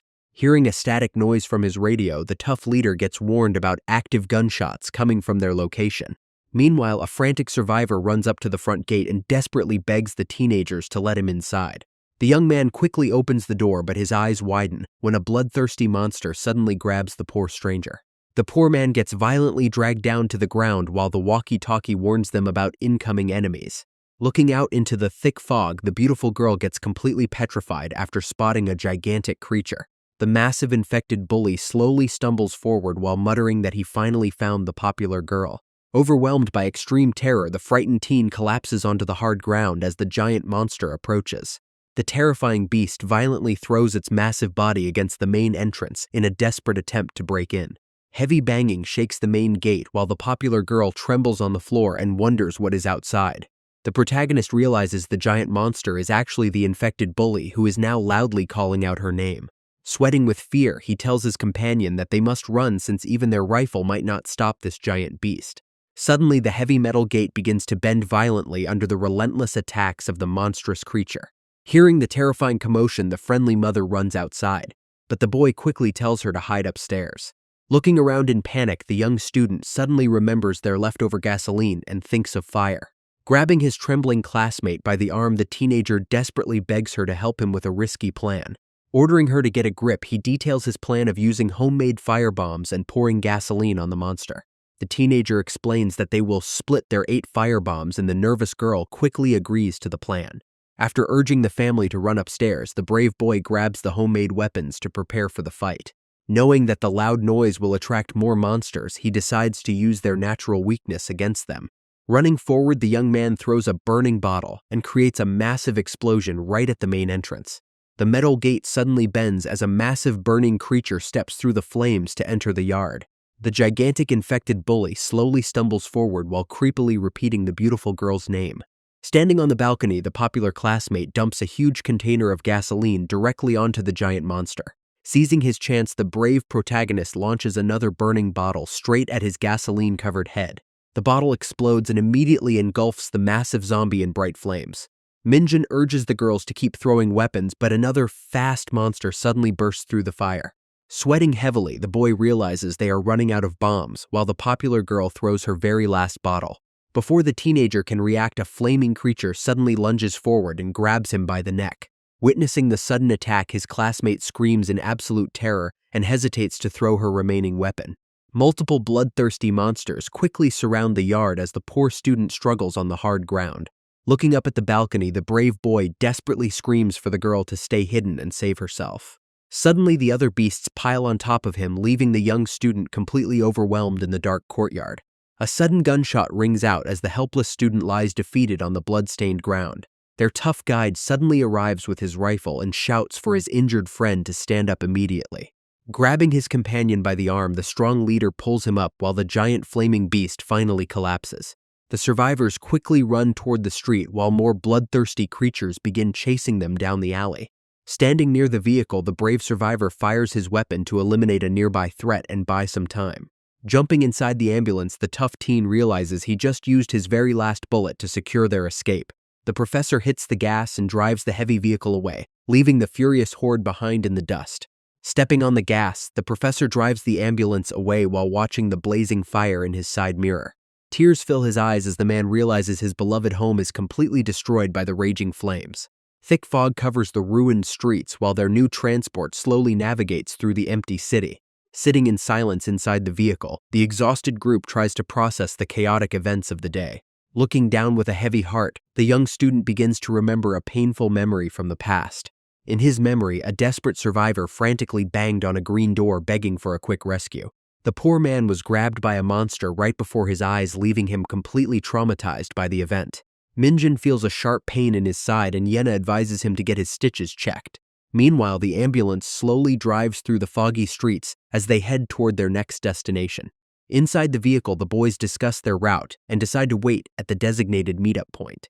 Suddenly, the professor spots the bright sign of the Sky Motel and pulls the heavy vehicle into the dark parking lot.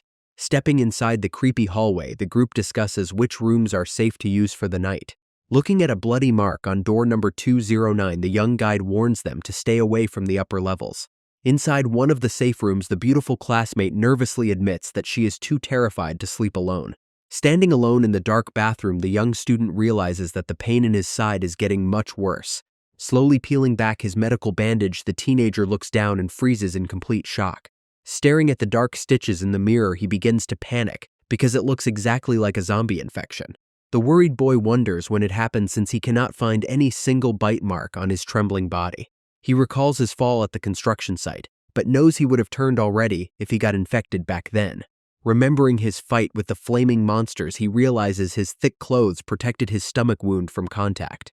Even though their tough guide claimed that only direct bites spread the virus, he wonders if that theory was wrong. A sudden wave of intense dizziness hits the teenager as he desperately tries to convince himself it is just a normal wound. Minjin collapses onto the floor in complete shock as he slowly accepts that he has actually been infected by the virus. Meanwhile, the popular classmate sits outside waiting by a candle and grows increasingly anxious after 30 minutes pass by. The bathroom door suddenly cracks open, and the frustrated girl demands to know what took him so long in the darkness. Looking extremely pale, the teenager requests to spend the night in a separate room, which catches his companions off guard. He insists on sleeping alone, leaving the beautiful girl to worry about sharing a room with their quiet companion. When the sick boy grabs his heavy backpack to leave, the girl playfully assumes that he is just feeling awkward around her. Staring back with an incredibly serious expression, the young man begs her to stop joking, which leaves her completely stunned. The survivors decide on their sleeping arrangements, so the beautiful classmate can safely share a room with the mother. Minjin quietly opens the door to room number 202 to spend the night completely isolated from the others. Closing the door behind him, the infected teenager looks around the messy space and slowly collapses onto the cold floor. Holding his painful stomach, the boy looks at the trash around him and realizes he has no happy ending waiting for him. Staring into the darkness, the young student accepts that he is just an ordinary extra who is destined to fade away. Burying his face in his knees, the crying teenager quietly prepares to face his tragic end inside the dark room. Outside the quiet building, dangerous monsters continue to roar through the thick fog as night falls over the city. Morning arrives at the motel, and the popular classmate immediately heads over to check on the sick boy. Their tough guide steps up to turn the doorknob, only to realize that the entrance is completely locked. The strong survivor gets highly serious and quietly suggests that their companion has been infected. This terrifying idea completely shocks the beautiful girl who frantically tries to deny the possibility. Their guide calmly explains that the poor student might have already stopped breathing inside his room. Furious and terrified, she begins pounding on the wooden door while demanding that he stop messing around. The desperate girl suddenly stops and stares at the silent door with immense dread filling her chest. Standing outside room 202, the popular girl frantically bangs on the wooden door while screaming his name. Suddenly, the door handle begins to slowly turn and she stares in absolute shock as the entrance creaks open. The sick teenager stands there, looking incredibly pale, and confesses to his friends that something is wrong with his body. Meanwhile, a sudden flashback takes us 18 years into the past to a quiet neighborhood inside Pennsylvania. Two young schoolboys stand near a heavily fortified fence that belongs to a man who believes the world is about to end. While one friend warns about the danger of getting shot, the other boy feels highly curious about the crazy homeowner. Deciding to head home first, the friend runs away while the curious kid stays behind to stare at the mysterious house. Peeking at the blood-stained gate, the young boy hears a voice demanding to know who is there while warning of zombies. Confused by the bizarre messages on the wall, the kid explains that he was simply speaking in his native language. Hearing a question about his parents, the child mentions that he has been living with his uncle's family for a year. Speaking quietly, the young boy reveals that his parents passed away and he was sent to America with his twin sibling. Although the warnings about monsters sound completely crazy, the boy wonders if this is some kind of roleplay game. He admits to running from those same creatures, and the man quickly asks if he has been bitten by any of them. Suddenly, a loud mechanical whirring sound echoes through the air as the heavy metal gate slowly begins to rise. A bearded man holding a powerful gun appears at the entrance and urgently commands the shocked kid to get inside. The massive metal gate finishes rising and reveals a large suburban home that looks like a heavily protected fortress. Walking inside, the young guest notices an entirely messy living room filled with half-eaten food and empty cans. The bearded homeowner carrying a heavy firearm casually explains his dark theory about the end of the world. He believes that when hell eventually gets completely full of sinners, the rejected souls are forced to wander the earth. This crazy explanation leaves the kid totally speechless while the man warns him to prepare for the worst. Smiling slightly, the eccentric prepper then promises to show the shocked guest something absolutely incredible. They enter a secret basement stocked with massive amounts of canned food and racks of dangerous military weapons. Turning on the lights, the man welcomes his young visitor to the ultimate shelter that is built to survive any apocalypse. Looking around the basement, the young boy gets shocked to see a massive armored vehicle designed to survive the end of the world. 18 years later in Seoul, the survivors gather inside room 202 while the tough teen aims his gun at the sick boy. The popular girl questions his dangerous action, and the leader warns that their sick friend could snap at any moment. Looking closely at his face, the professor confirms that a fever of 42 degrees is impossible for a normal wound. Lying on the bed, the poor student struggles to understand how he got infected since the pain started from his knife wound. His classmate asks about the virus incubation period, and the professor explains that it usually takes less than a day. The tough guide suspects that infected fluid got onto the knife, meaning the boy was already sick before getting treatment. Hearing this, the girl is completely shocked, while the professor wonders what will happen if their friend survives tomorrow. Looking at the sick boy, their tough guide suddenly wonders if he might actually be immune to the terrible virus. Minjin gets shocked by his words and starts to hope that he might actually survive the infection. While monsters roar throughout the dark night, morning eventually arrives over the quiet sanctuary. Sleeping soundly under his warm blankets, the teenager slowly recovers from his intense fever.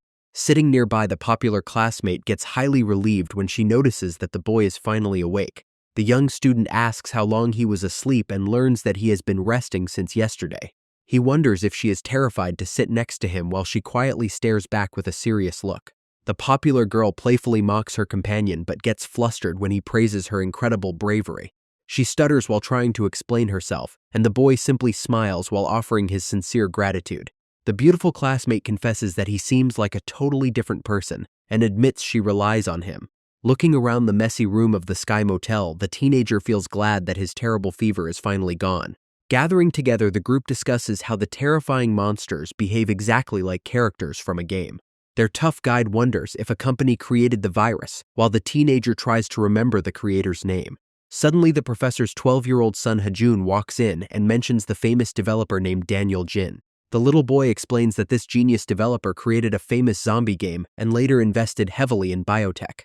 Minjin realizes that the connection between a zombie game and medical research matches their current crisis perfectly. While the popular girl wonders about the motive of the company, the protagonist remains completely silent and deep in thought. The scene shifts to a quiet interrogation room where a 29-year-old man named Daniel Jin sits before some agents. An official lists how Daniel and his twin brother Elliot were bullied before their mother tragically ended her own life. After their father also passed away, the twin brothers went to America only to get betrayed by their greedy uncle and aunt. Despite his tragic past, Daniel managed to build a massive empire and now demands that the group travels to Korea immediately. One of the agents looks at him and wonders if his painful past drove him to unleash this nightmare upon his own country. Inside a secure facility, Daniel Jin gets questioned about spreading the virus, but he denies it and points to his brother. The veteran commander Aiden Brooks asks about the missing brother since Daniel actually bought his research lab. The officer points out that Daniel made huge profits from the outbreak, which makes him look incredibly guilty. Looking away, Daniel reveals his brother Elliot always held a deep grudge and said that Koreans deserve to go to hell. Although the agent finds it hard to believe, Daniel argues they must act fast to stop the spreading disaster. Hearing that a dangerous virus sample is already heading to America, the young creator demands to head to Korea himself. The other agents confirm that they still have absolutely no updates on the missing brother's location. The tactical officer Morris Blake agrees that the story makes sense and confirms the brother is their main suspect. A new agent named Camila Rosa joins the conversation and promises that they will handle capturing the missing brother. Daniel agrees to travel with them under custody because he knows his brother will eventually come straight to him. The young creator declares that nobody knows his sibling better and claims he is the only one who can save humanity. The story shifts back to 2 days ago when their tough classmate Hakshial went out searching for a working vehicle. Riding a scooter through the heavy fog, the teenager plans his route and hopes his friends are heading to the station. His ride gets interrupted when a blood-covered monster suddenly blocks his path and forces him to brake quickly. Stepping off his vehicle, the brave student pulls out a sharp kitchen knife and delivers a powerful strike to the beast. Driving his blade into the monster, the tough teenager realizes that fighting these mindless beasts is getting pretty boring. Sudden loud gunshots echo through the foggy air and make him wonder if the military is actively fighting nearby.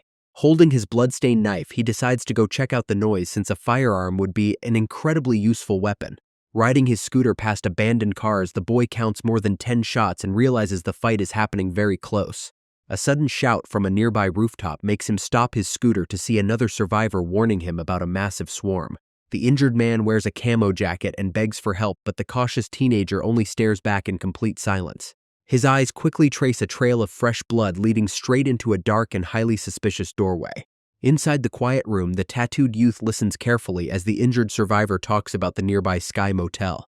Looking down at his bleeding leg, the man explains how he managed to escape the monsters while his team fled in an ambulance.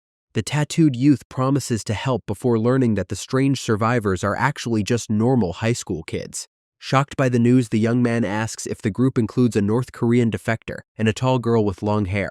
Recalling the encounter, the injured survivor mentions seeing a middle-aged man alongside another teenager who wore glasses.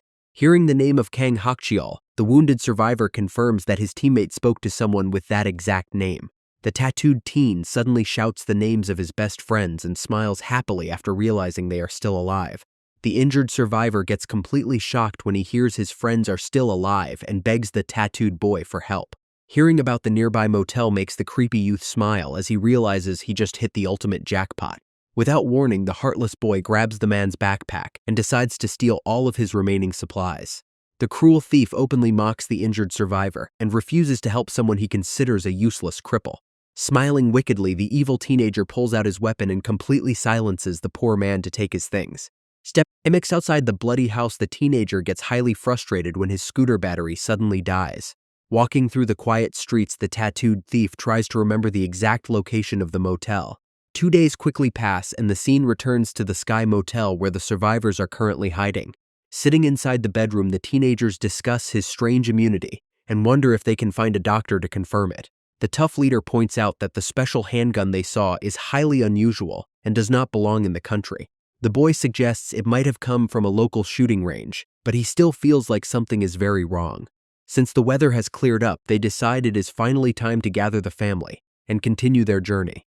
While planning a route of 5 kilometers to the subway station, the protagonist asks to join the scouting party. The beautiful girl gets completely shocked and demands that he stay inside so he does not collapse again. Seeing his determination, she gets flustered and announces that she will just tag along to keep him safe. The tough leader teases the girl for sticking so close to her classmate, which makes her scream in embarrassment. In her extreme confusion, she suddenly hits the poor boy and tells him to drop dead if he wants to. Instead of staying behind, the two boys actually exit the bedroom, leaving the beautiful girl completely furious. Meanwhile, a pair of blood-stained shoes slowly walks toward the motel under the bright morning sky. The tattooed thief spots the parked ambulance and realizes he has finally tracked down their secret hideout. Standing outside the building, the creepy boy smiles wickedly as he thinks about meeting the popular girl again. The thief suddenly pauses when he remembers that their tough classmate is supposed to carry a dangerous gun. Standing near the entrance, the sneaky intruder realizes a direct attack is too risky and decides to plan his next move. Suddenly, the two boys step outside the building while discussing the tough leader's old life in another country. Peeking from his hiding spot, the thief feels relieved to see his enemies leaving the area to start their daily patrol. A wicked smile appears on his face when he realizes the beautiful classmate is currently left completely defenseless inside. Meanwhile, some dangerous creatures continue to linger inside the dark shadows of the quiet neighborhood streets. Continuing their walk, the young student asks about his companion's past and gets shocked to learn he used a firearm as a kid. The survivor explains how his family got labeled as traitors, which forced him to defeat a bad soldier and run away. Minjun is completely amazed to hear that his tough friend was only 12 when he had to escape his country. The leader explains that citizens from his homeland are not all super strong, but his long journey made him adapt. Meanwhile, inside room 203, the popular classmate sits on the bed while looking incredibly irritated. She complains to the friendly mother that her companions are annoying her, especially the weak boy who keeps risking his life. The girl admits that she is terrified of her companion dying because she has no idea what she would do without him. Smiling warmly, the mother asks if she has romantic feelings for her classmate, which makes the girl quickly deny everything. Left alone with her thoughts, the teenager wonders if she is actually starting to fall in love with the quiet student. Yenna tries to convince herself that she does not actually have feelings for the quiet student. She remembers him saying she changed and realizes that the end of the world has made everyone equal. Before the apocalypse, her life was great, and every single boy would constantly try to hit on her. The popular girl suddenly gets annoyed because the protagonist is the only guy who does not chase her. A sudden knocking sound at the door instantly interrupts her thoughts and startles the two women. While the friendly mother prepares to open the door, the nervous teenager warns her to wait a second. Loud knocking rattles the door and scares the popular classmate, who immediately calls out to the intruder. Peeking through the tiny peephole reveals a dark and completely empty hallway with no signs of movement. Outside the room, we see the tattooed thief holding a knife while feeling excited after hearing her voice. The sneaky boy decides to inspect the other rooms first and spots a door marked with a giant red letter X. Suddenly, the intruder hears some noises nearby and slowly approaches the entrance of room number 206. Sliding the door open, he instantly confronts the professor, who is just preparing to step out of the room. The terrified father demands to know his identity, while the creepy teenager casually announces he is looking for Yenna. The shock only intensifies when the dangerous invader demands to know if anyone else is hiding inside with them. The tattooed thief threatens the professor with his knife, and a loud noise startles the young boy nearby. Hearing his father get violently attacked, the brave child screams in terror and tries to protect him from the cruel killer.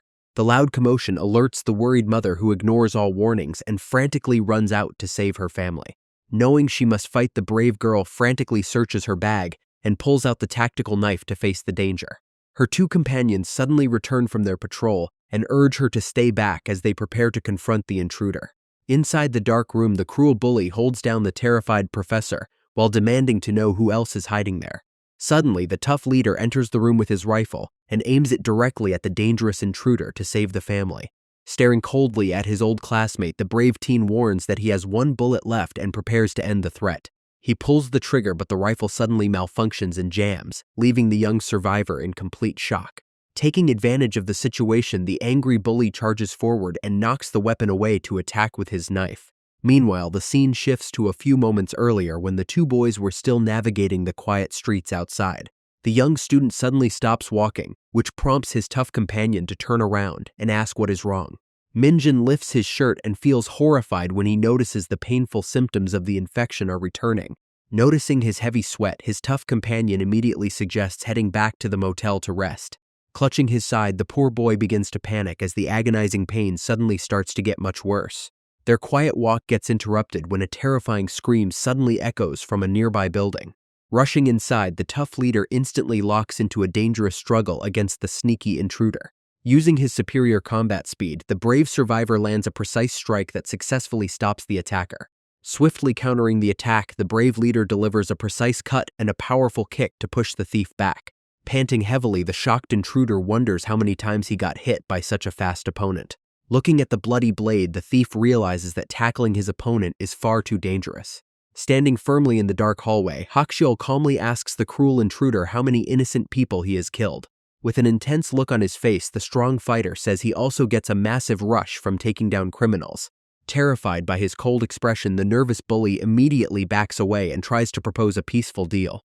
The sneaky intruder offers to leave without hurting anyone if they simply hand over his classmate and the popular girl. The angry bully demands that they drop their knives so they can settle things with a fair brawl.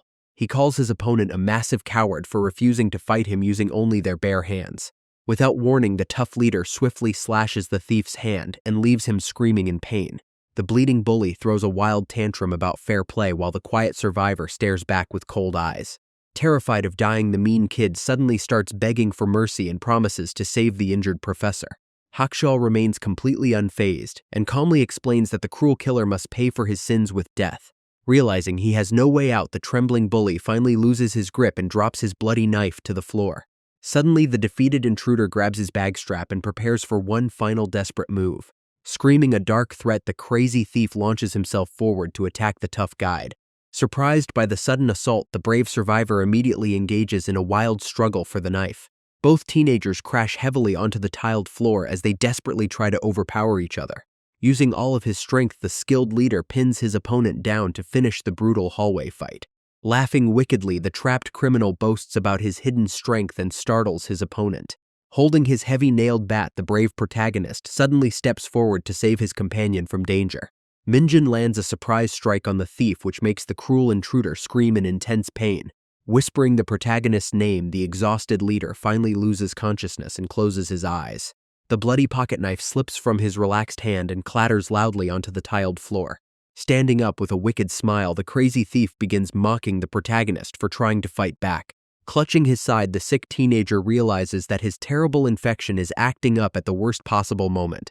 Realizing the defenders are down, the killer notices his bleeding hand and promises to make them pay. Dropping his heavy bat, the protagonist undergoes a terrifying change that leaves the cruel intruder screaming in fear. Screaming in intense pain, the teenager shocks the thief, who prepares to eliminate him immediately. Clutching his stomach, the sick boy stumbles backward through the hallway and leans against a room door. He suddenly starts banging on the door and loud monster growls instantly echo from inside the room. The dangerous thief is completely shocked when the boy continues banging on the door to wake the monsters. Realizing the boy is doing something crazy, the angry thief charges forward to finish him off first. Turning the handle, the clever student quickly opens the door and dives straight inside the dark room. The door quickly slams shut, leaving the frustrated killer alone in the silent hallway. Dark shadows move inside the room as the infected creatures prepare to attack. Entering the room, the young man stands calmly among the growling monsters while his pursuer watches in complete shock.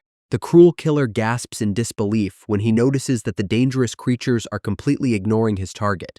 Looking at his enemies, the teenager remembers a dark time from middle school when the bullies forced him to do humiliating things. Memories of getting beaten in the school hallway flood his mind as he recalls how much they enjoyed ruining his entire life. The malicious bully Songbin constantly mocked him and made sure to destroy every bit of his self-esteem.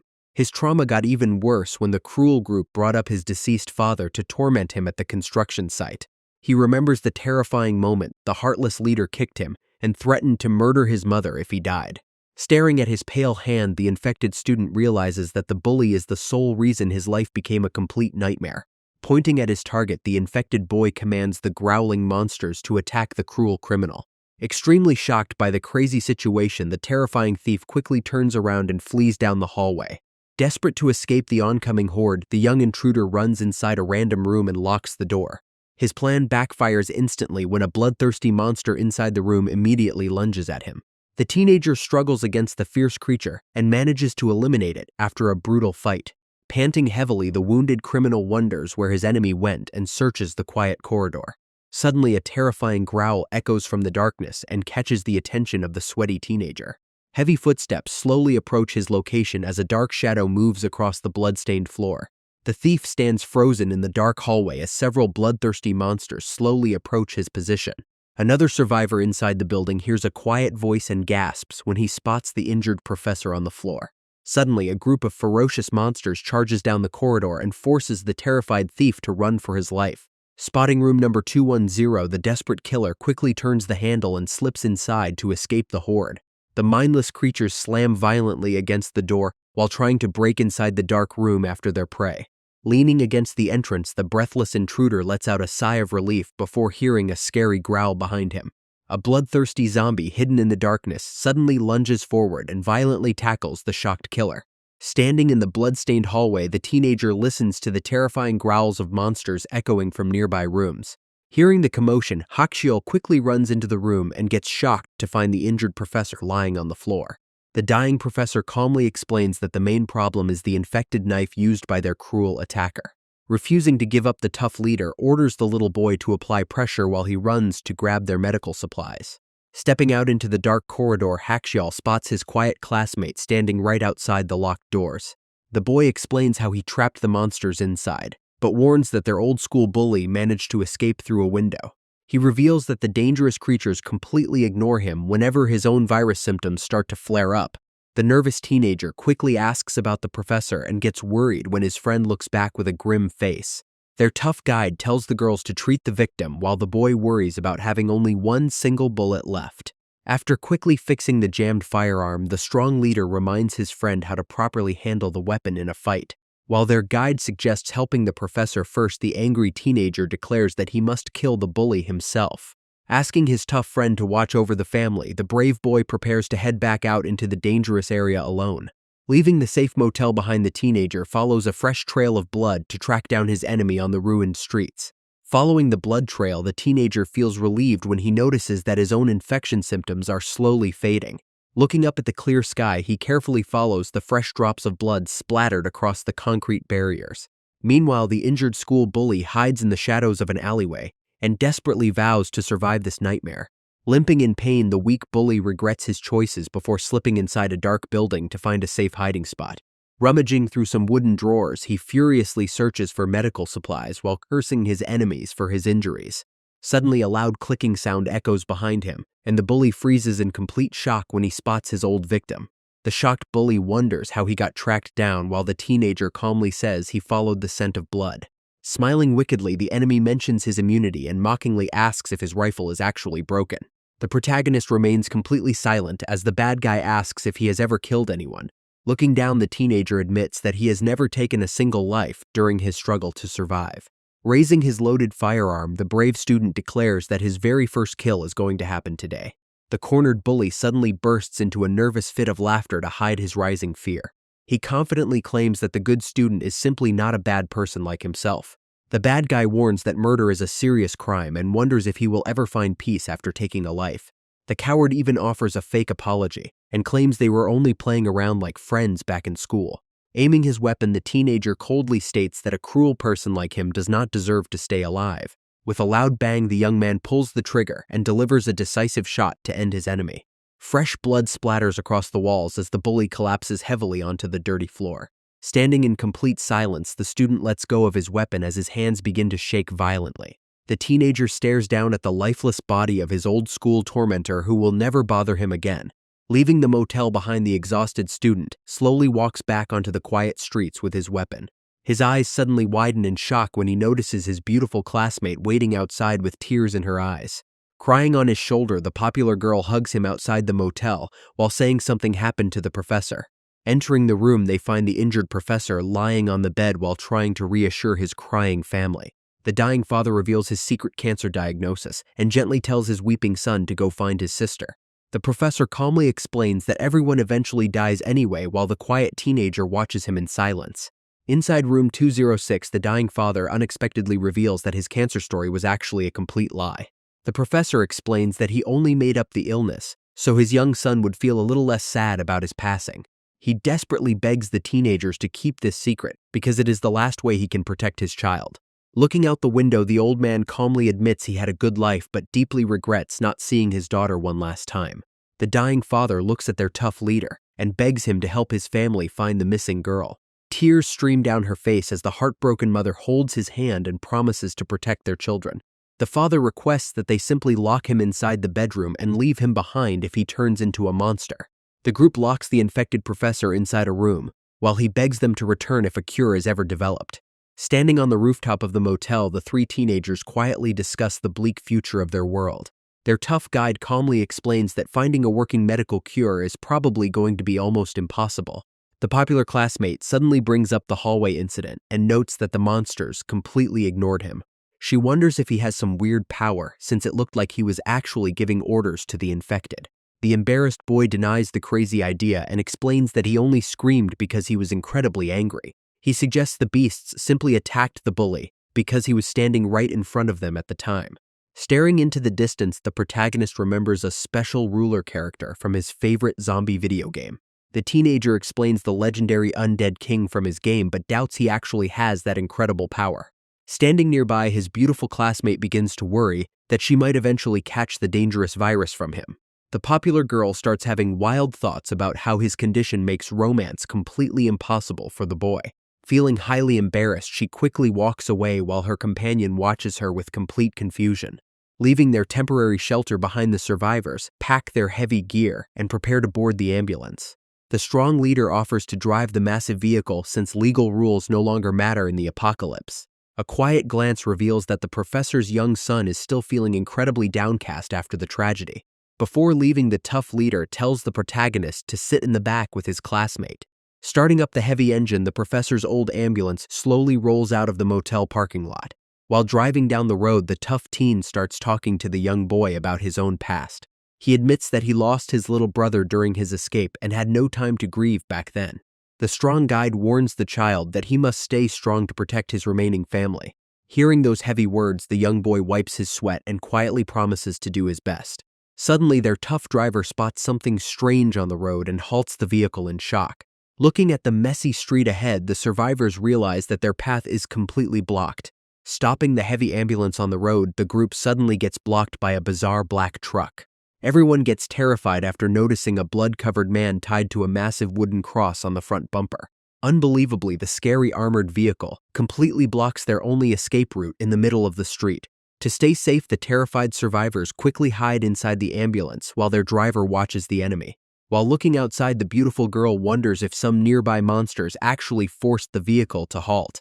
The tied man lets out a terrifying scream while the heavy truck suddenly screeches to a complete stop. To prepare for the worst, their tough guide quietly grips his sharp knife and calculates his next move. Things get even worse when several bloodthirsty monsters suddenly spot the commotion and start running toward them. A silenced gun barrel suddenly pokes out of the armored truck and delivers a quick shot to a nearby monster. The quiet driver hears the weird noise while the bad guys inside the truck laugh about their perfect headshot. The raiders plan to search for more food and survivors to fill their quota as the two vehicles pass each other. Fortunately, the dangerous group does not spot the ambulance, and they continue driving down the quiet street. Letting out a heavy sigh, our tough guide urges everyone to move fast because he feels extremely uneasy. Driving past massive office buildings, they notice several wrecked cars, but the path remains mostly clear. Our driver notes that the road is fine, but the teenagers worry about what to do if they have to travel on foot. The tough survivor estimates they will reach the subway station soon and can easily walk the last few kilometers. Glancing at his side mirror, the tough driver gets shocked to see the scary armored truck tailing them closely. The professor's old ambulance quickly screeches around the corner to escape the dangerous raiders. Despite his fast driving, the armed thugs continue to tail them closely down the quiet streets. Things get much worse when the road ahead is suddenly blocked by a massive pile of wrecked cars. Looking around in panic, the young leader suddenly spots a dark underground parking garage. Even though monsters might be hiding inside, the driver decides to turn the vehicle toward the dark entrance. Inside the back, the popular classmate gets incredibly terrified after learning about the dangerous chase. The underground garage turns out to be a dead end, which leaves the young driver with no other choices. Turning to the passengers, the tough student orders everyone to wait inside while he prepares to face the threat alone. Inspecting his useless rifle with an attached knife, he knows he is at a major disadvantage against real guns. Sneaking up the dark concrete ramp, the brave teenager tries to remain as quiet as possible to avoid detection. Peeking outside the entrance, the boy gets surprised when he notices that the raiders are not entering the garage. He witnesses a heavily armed thug standing near the black truck and planning to search the area for survivors. The teenager gets completely shocked after spotting a highly advanced automatic rifle in the hands of the enemy. Realizing they stand absolutely no chance against such heavy weapons, the boy decides they must escape immediately. The teenagers quickly run out of the ambulance, and the strong leader asks his friend if the virus symptoms are returning. Turning to the popular girl, he asks about the monsters, and she confirms she can sense about 4 or 5 nearby. The brave survivor slowly enters the dark parking garage and notices fresh blood splattered near an empty vehicle. He carefully guides the rest of the survivors through the dark building until they spot an open emergency door. Their tough guide orders the protagonist to lead the group upstairs to find a secure room to hide from danger. He plans to face the armed thug alone in close combat because he knows they have absolutely no bullets left. After telling them to remain hidden, the brave teenager grabs his weapon and heads back out into the dark hallway alone. Hearing monsters scream in the dark garage, the tough fighter realizes that indoor gunshots will quickly draw a massive crowd. Noting the enemy has plenty of ammunition, the brave survivor decides to retreat if things get too dangerous. Quietly leading the other survivors into a dark academy building, the protagonist finds an empty classroom to hide. Sitting down in the quiet classroom, the popular girl lets out a heavy sigh and prays that their tough guide stays safe. Suddenly, the young student announces his plan to go help their friend, but the popular girl quickly grabs his hand to stop him. Looking up with a worried expression, the beautiful classmate begs him to stay next to her before letting go in embarrassment. The boy agrees that confronting armed thugs is far too risky and suggests waiting for their skilled companion to return. The popular girl begs her companion to stay inside with her, and the young student slowly nods in agreement. Time passes slowly in the quiet hallway, while the two classmates continue to worry about their tough guide. Suddenly, a loud banging sound from the lobby startles the teenagers and forces the boy to go check the area. They hear heavy rattling noises as someone violently shakes the locked entrance door to force their way inside. Looking extremely worried, the beautiful girl wonders if their brave savior has finally returned to the building. Things get complicated when they hear angry human voices complaining about the locked door from the other side. Hearing them talk about retrieving their hidden supplies makes the shocked teenager realize they are not alone. The teenager slowly walks toward the entrance while his classmate frantically screams that the person outside is infected. Ignoring her loud protests, the brave boy decides to take a risk and quickly unlocks the door to check on the visitor. He gets shocked to find his 2 high school friends standing in the doorway, and they all stare in complete disbelief. The boys wonder why the popular girl is with him, while she suddenly detects a highly suspicious odor in the hallway. Covering her face, she points at the heavy student and yells at everyone to kick him out before he attacks them. Leaning close to inspect his classmate, the protagonist laughs and explains that his friend just has terrible body odor. Feeling deeply embarrassed, the group finally walks inside the room and leaves the quiet corridor completely empty. Minjun gets shocked to learn about the massive Gunja Station shelter network that his friends are currently patrolling. Stepping forward, the anxious mother shows them a photo of her 20-year-old daughter who went missing during the outbreak. The friends recognize her face and mention seeing a similar girl in the isolation sector near exit number 1. Although the mother feels relieved, the boys explain that they cannot fully guarantee her safety without checking in person. Interrupting the happy moment, the teenager asks if they spotted any dangerous raiders with weapons on their way to the base. The popular classmate explains their situation while dramatically covering her nose to block the terrible smell of his friend. The boys get surprised after learning that their tough classmate from North Korea is actually traveling with the group. Hearing that their brave guide has been gone for 30 minutes, they decide to quickly head up to the roof to check on him. Yena tightly holds his jacket and begs the boy to either stay behind or take her along with them. He reassures the beautiful girl and tells her to wait safely downstairs with the family while they check the roof. His companions watch this close interaction with complete disbelief and warn him to not wander off too far. Climbing up the dark staircase, they finally reach the sunny rooftop and look down at the completely empty streets. Peering through his binoculars, the teenager worries about their tough guide since they cannot hear any gunshots nearby. Suddenly, Byungjin grabs his collar and aggressively demands to know if he is actually dating the popular girl. The protagonist gets completely shocked by the sudden accusation, while his angry classmate threatens to drop him. His friends explain that the popular classmate always hated losers, but she is simply too beautiful to ignore. They tease him because the gorgeous girl used to despise him the most, but now she wants to stay by his side. The boy tries to explain that she is just lonely after losing her family, but his friends do not believe him. Shifting the subject, the classmates reveal that a scary shootout actually took place near their camp recently. They explain how they use special radio devices to call for armed backup whenever they run into bad people.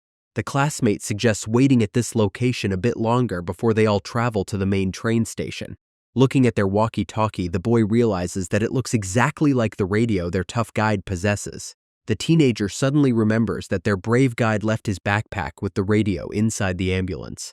Bayoungjin reports their location through his walkie-talkie and asks if they can bring 4 school friends back. The responder demands that all newcomers must go to a clinic for testing and isolation before entering the base. The teen promises to follow the rules but requests to search for their missing companion before they depart tomorrow. Learning about the mandatory testing process, the protagonist gets extremely nervous as his friend explains the rules. Cold sweat drips when the boy learns that anyone who tests positive for the virus faces immediate execution on the spot. Clutching his stomach, the infected teenager realizes that he will definitely fail the test and get eliminated. Meanwhile, a sudden static noise echoes on a different rooftop as their tough guide continues to watch the streets. An enemy scout spots 3 survivors on the rooftop and reports it to his team over a walkie-talkie. The masked raider hears that their target with the military rifle is still on the loose somewhere. His boss commands him to capture the newcomers alive if possible or eliminate them if they try to resist. Feeling anxious, the lonely scout uses his binoculars to check the floors of the nearby building. Meanwhile, the protagonist walks alongside his 2 high school friends and considers them very trustworthy. The worried boy wonders if he should tell them about his strange infection and his potential immunity. He fears that getting a positive test result from their camp doctors will only put his life in danger. Walking along the rooftop, the protagonist considers sending his friends to the safe shelter first while he stays behind. Moving inside the dark school building, the ticking wall clock reveals that a lot of time has already passed. Holding the silent walkie-talkie, the heavy friend worries that their tough guide is in some serious trouble. While the boy decides to wait a little longer, a sudden squeaking sound from the door instantly catches his attention. The 3 high school classmates quickly turn around to search the empty hallway for any hidden dangers. Morning sun shines over the quiet city streets while a window on the side of the academy building slowly creaks open. Peeking through the gap, a masked scout confirms that the survivors are all gathered together inside the building. Standing outside, the scout decides it is finally time to initiate his attack on the silent building. Inside the classroom, some survivors bossily demand that the 2 boys go outside to keep watch. Sudden glass-breaking sounds echo down the hallway and immediately startle the worried teenagers. Running quickly down the corridor, the boy gets shocked to find a room completely engulfed in wild flames. He screams for a fire extinguisher after realizing that someone is actively throwing firebombs into their shelter. The panicked teenager tells the girls that their location has been exposed and they must leave immediately. Grabbing his walkie-talkie, the student frantically reports the surprise attack and begs their base for backup. While urging everyone to pack up and escape, the beautiful classmate looks completely terrified by the sudden crisis. Ignoring his friend's warnings, the brave teenager steps forward and quickly opens the door. His eyes widen in shock when he spots a group of bloodthirsty monsters slowly climbing up the dark stairs. Backing away, the group realizes that the emergency exit is compromised, and someone guided the beasts to them. Clutching his stomach, the sick boy panics because his special virus symptoms are not kicking in this time. He remembers his fight with the bully and suspects that intense anger is the secret key to using his powers. Desperate for survival, the teenager suddenly starts screaming and cursing his dead enemy to trigger his virus. The nervous classmates warn him that military backup will take at least 10 minutes to navigate the chaos. Before they can even process his weird behavior, a massive blaze suddenly begins to block their only exit. The brave teenager announces his plan to lure the dangerous monsters away so his friends can safely escape. Giving his backpack to his friend, he suggests that they should meet up at Gunja Station if they get separated. Although his popular classmate tries to hold him back, the brave boy runs straight into the dark corridor. Screaming at the top of his lungs, the young student successfully catches the attention of the nearby horde. While running up the stairs, he realizes that his weird immunity makes him the perfect bait to save his friends. Dozens of bloodthirsty creatures chase him up the dark stairs as the boy quickly bursts through a rooftop door. Running onto the rooftop, the boy hopes to lose the monsters but stops in shock when he reaches the edge. Looking down at the massive gap between the buildings, the sweating teenager realizes there is no easy way down. He suddenly remembers the day of the outbreak when he wanted to jump, but meeting the popular girl saved his life. Knowing he is only alive because of her, he remembers his firm promise to survive this nightmare together.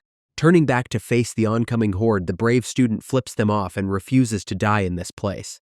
Taking a deep breath, the teenager leaps across the giant gap between the rooftops while screaming at the top of his lungs. While evacuating down the dark stairs, the popular girl desperately hopes that her brave companion will make it back alive. Her friends confirm that the path below is completely clear, but she can only focus on the boy who sacrificed himself. Screaming at the top of his lungs, the brave teenager leaps across the massive gap between the tall buildings. His feet suddenly slip as he lands, causing him to crash violently through some dusty school desks. He tumbles across the messy floor and groans in absolute agony after taking such a brutal impact. Lying helpless among the broken furniture, the exhausted student slowly tries to recover his strength. A sharp throbbing pain suddenly shoots through his leg, and the boy realizes he landed terribly wrong. The young student gets startled when a masked scout suddenly approaches and boasts about his lucky find. Before the poor teen can explain his identity, the cruel attacker delivers a violent kick to his injured side. Pulling out his radio, the scout informs his team that he successfully captured a member of the rival camp. Ignoring the teenager's pleas, the merciless hunter delivers another heavy blow that sends him crashing into the desks. Meanwhile, inside a quiet billiards hall, the other survivors gather while trying to verify if the area is safe. A heavy student named Kim Dongjun contacts their base over a walkie-talkie to confirm that backup has finally arrived. Refusing to flee with the group, the popular classmate suddenly shocks everyone by deciding to stay behind alone. While some classmates suggest running to the nearby subway shelter, the popular girl refuses to leave her companions behind. Understanding her deep worry, the friendly mother suggests that their missing friends might already be heading to the safe zone.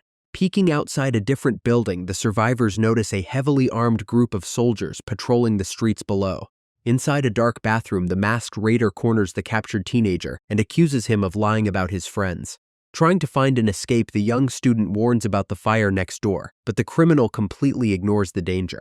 Pulling out a sharp knife, the crazy villain threatens to end the teenager's life if his missing partner does not return.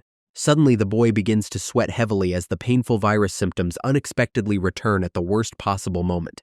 The crazy criminal tightly binds the teenager's hands while laughing that he will die from the virus anyway. A sudden knock on the bathroom door startles the scout, who quickly calls out a secret password to verify the visitor.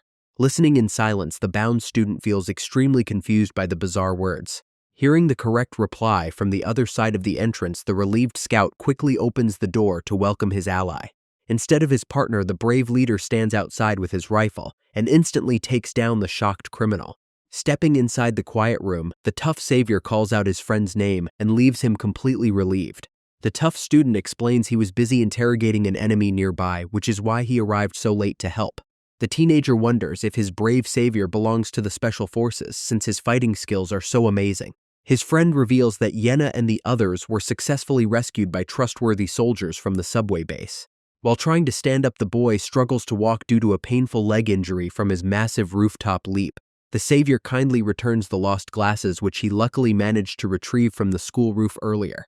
Stepping outside, the teenager worries that his returning virus symptoms will get him executed at the military camp. As they slowly navigate the quiet streets, the boy wonders who these dangerous armed raiders actually are. The bleeding captive desperately reveals their secret meeting password and temporary base location near the river. The captive explains that his partner got cut by a blade covered in infected blood and quickly turned into a monster. Showing off his own bloody blade, the tough survivor threatens to perform some dark experiments on the captive. He asks how the infection spreads and wonders if a few cuts will turn the criminal into a creature. Terrified of getting infected, the captive quickly confesses that he is an escaped prisoner from a country jail. The tough leader realizes that these thugs are just greedy criminals who entered the city to rob empty shops. Pointing at the rifle, the survivor demands to know where a group of escaped convicts managed to find military gear. The captive explains that their advanced weapons actually came from a supply box dropped by a helicopter. The captured thug reveals that their boss has more guns and tells them the military supplies were dropped for special forces. The strong leader suspects that someone is dropping weapons on purpose, while the teenager starts making a scary connection. Suddenly, the tough guide stops in his tracks when he notices several bloody bodies lying across the concrete street. They spot a burning vehicle and a massive warning banner that threatens to shoot anyone who tries to get closer. The protagonist wonders if they finally reach the shelter, but stops when he spots a military guard on a high roof. Instead of welcoming them, the cold soldier quickly aims his rifle directly at the two terrified teenagers.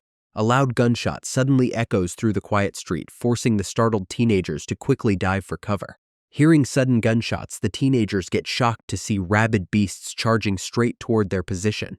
Knowing the loud noise will attract a massive swarm, they quickly run down a narrow alley to escape the danger. The protagonist suggests that his friend run ahead alone since the creatures will only ignore his sick body. Their escape route leads straight into a dead end while a group of fast monsters continues to hunt them down. Raising his rifle, the tough survivor delivers a precise shot to stop the closest enemy in its tracks. Suddenly, a hidden door opens and some armed men shout for the teenagers to quickly slide inside to safety. The heavy metal gate quickly slams shut and traps the remaining furious beasts on the outside. Instead of a warm welcome, the armed soldiers immediately order the two boys to drop their weapons. Pointing at the dropped military rifle, the suspicious guard demands to know where the boys managed to find it. Raising their hands, the teenagers try to explain they are just normal high schoolers, but the angry men refuse to believe them. After hearing about the recent shootout, the aggressive soldier snaps and accuses them of working with the raiders. Stepping forward, the other guard calms his partner down and explains that they must follow procedures for everyone's safety. Hearing about the mandatory virus test, the pale protagonist looks at his hand and worries because he is secretly infected. To buy some time, the boy mentions his classmates who are already inside the shelter and asks if they can meet them first. Pulling out his radio, the officer contacts the main control room to check if the two students have returned from their patrol. As evening falls over the quiet city, the walkie-talkie suddenly buzzes with an incoming reply from the base. The radio report reveals that Sunho returned safely, but Byung-jun is still missing, which shocks the pale teenager. They learn that the popular girl decided to stay behind to search for her friends alongside their missing classmate. Confirming her identity, the guards explain that Yena is definitely the one waiting out there in the dangerous streets. The guard tells them to lower their hands, but the worried boy instantly begs to head back out to rescue her. Denying his request, the officer explains that leaving the camp is strictly forbidden once night begins to fall. While heading toward the mandatory virus testing area, the tough guide quickly supports his injured companion. Walking past the heavy barricades, they learn how the military helped expand this massive shelter for survivors. The guard points out a nearby office building and explains that they are still trying to clear out the monsters inside. Looking at the strong defense walls, the infected teenager feels incredibly anxious about his upcoming medical exam. Nearby, we see a massive fire raging while the popular girl finds his spiked bat on the floor and hopes he is still alive. When a classmate warns her that the fire is spreading, she calmly tells him to go away because she wants to search alone. The boy insists on staying to protect her with his new gun, but she wonders if he even knows how to shoot a real weapon. He stutters while making excuses, but she simply walks away and declares that she only needs her two trusted companions.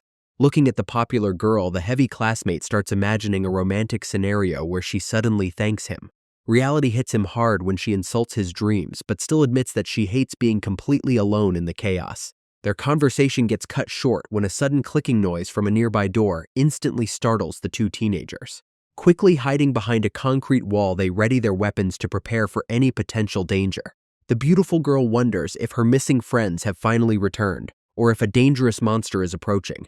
Meanwhile, the scene shifts to the dark isolation building where the military has set up their main defense camp. Walking down the lit corridor, the young student hopes that his missing mother is also resting in a secure place. Minjun reunites with Sunho and immediately asks if they sent help for their friends. Sunho nervously reveals that they sent some rescuers but have completely lost contact with Byung-jun. On the silent school rooftop, we see the missing walkie-talkie lying abandoned on the cold floor. Inside the shelter isolation room, Minjun tries to leave, but the armed guards block his path. The guards warn him that the streets are too dangerous at night and suggest letting the reckless boy go. A veteran 28-year-old soldier named Ha Do-yeon gets confused by his sudden urge to leave. Even his tough companion Hakshiol agrees that running outside with an injured leg is completely crazy. The brave protagonist remains determined and tells his friend to stay behind while he searches for the others. Hakshiol looks at the boy and decides that it is finally time to break his own golden rule of survival.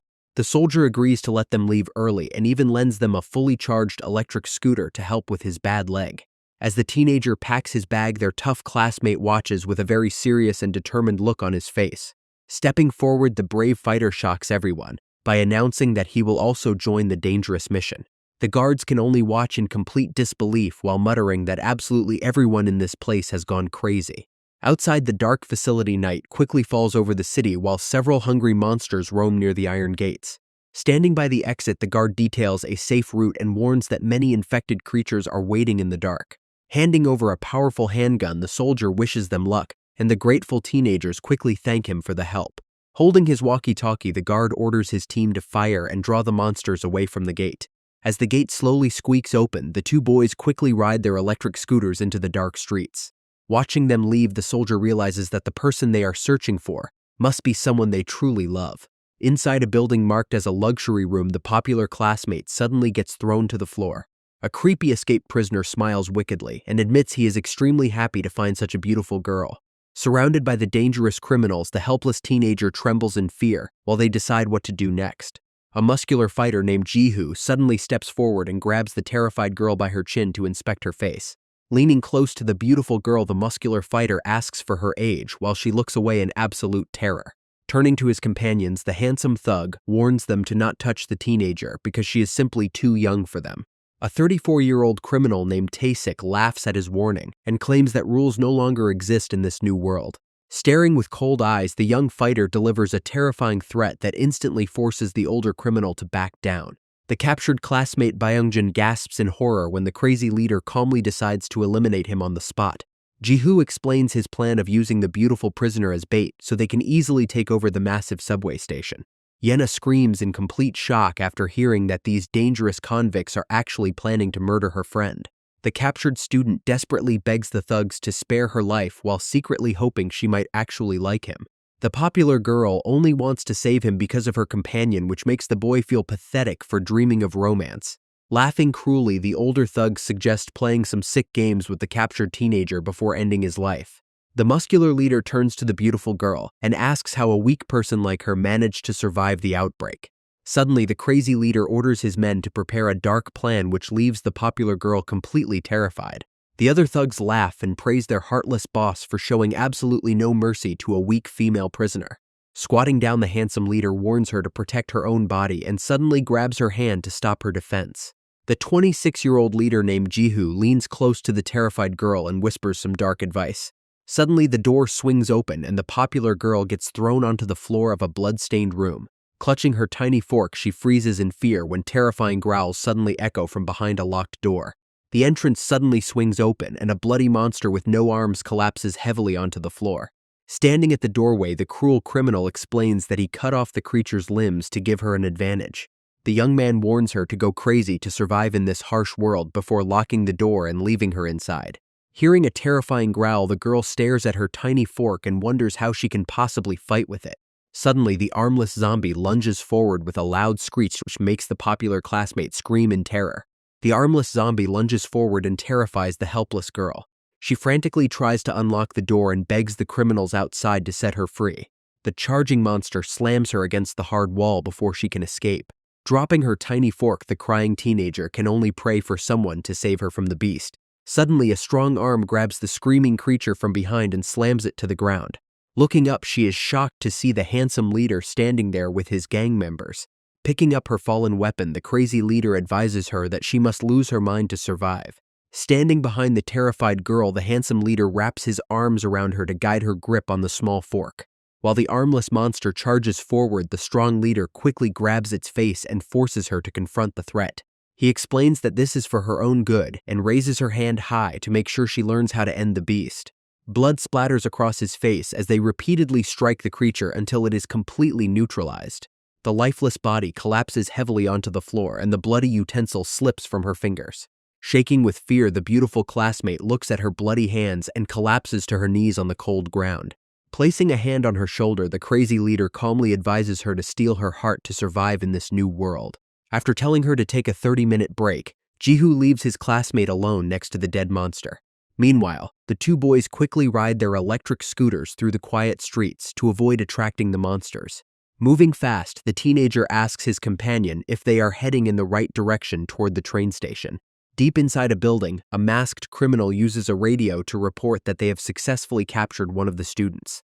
Tied up inside a bathroom, the captured student nervously listens to the conversation and desperately prays for rescue.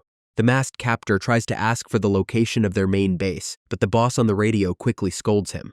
The captured teenager sighs in frustration while realizing that his ally is just a useless errand boy for the thugs. The two friends decide to check a nearby building first because the missing boy made his last radio call from there. As the flames get worse, the boys quickly dodge the monsters and rush inside the dark stairwell to find their friends. Climbing the stairs, they get shocked to find a dead soldier wearing an armband from the safe subway station shelter. The tough student stops when he notices several empty bullet shell casings scattered across the concrete stairs. He realizes the survivors got ambushed by the dangerous convicts, which makes the teenager worry that Yena is in trouble. Reaching the smoking rooftop, the companions find an abandoned walkie-talkie on the floor, but their friends are gone. Hakshial uses the recovered radio to report that their friends are missing and likely captured by the enemy. The young miss looks extremely worried as they prepare to head straight toward the dangerous subway station.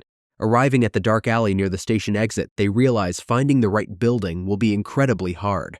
Suddenly, the teenager stops and spots a mysterious figure sitting quietly on top of a nearby roof with a rifle. This 27-year-old criminal named Oh Sangmin complains about being treated like a cheap errand boy. The lazy lookout gets startled by a sudden noise and quickly raises his weapon to check the shadows behind him.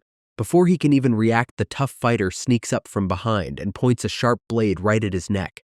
Holding his blade to the scout's neck, the tough teen starts a quick countdown to force some answers. Without waiting another second, the skilled survivor quickly neutralizes the silent threat when he refuses to talk. Turning on his flashlight, the tough guide quickly calls his companion inside before any other enemies notice them. Stepping into the pitch-black building, the two high schoolers quietly make their way up the dark stairs. The tough guide suddenly halts after spotting an open elevator door and hears weird noises echoing from down the shaft. Moving down a blood-stained hallway, they discover some dangerous convicts interrogating a beaten and bound classmate.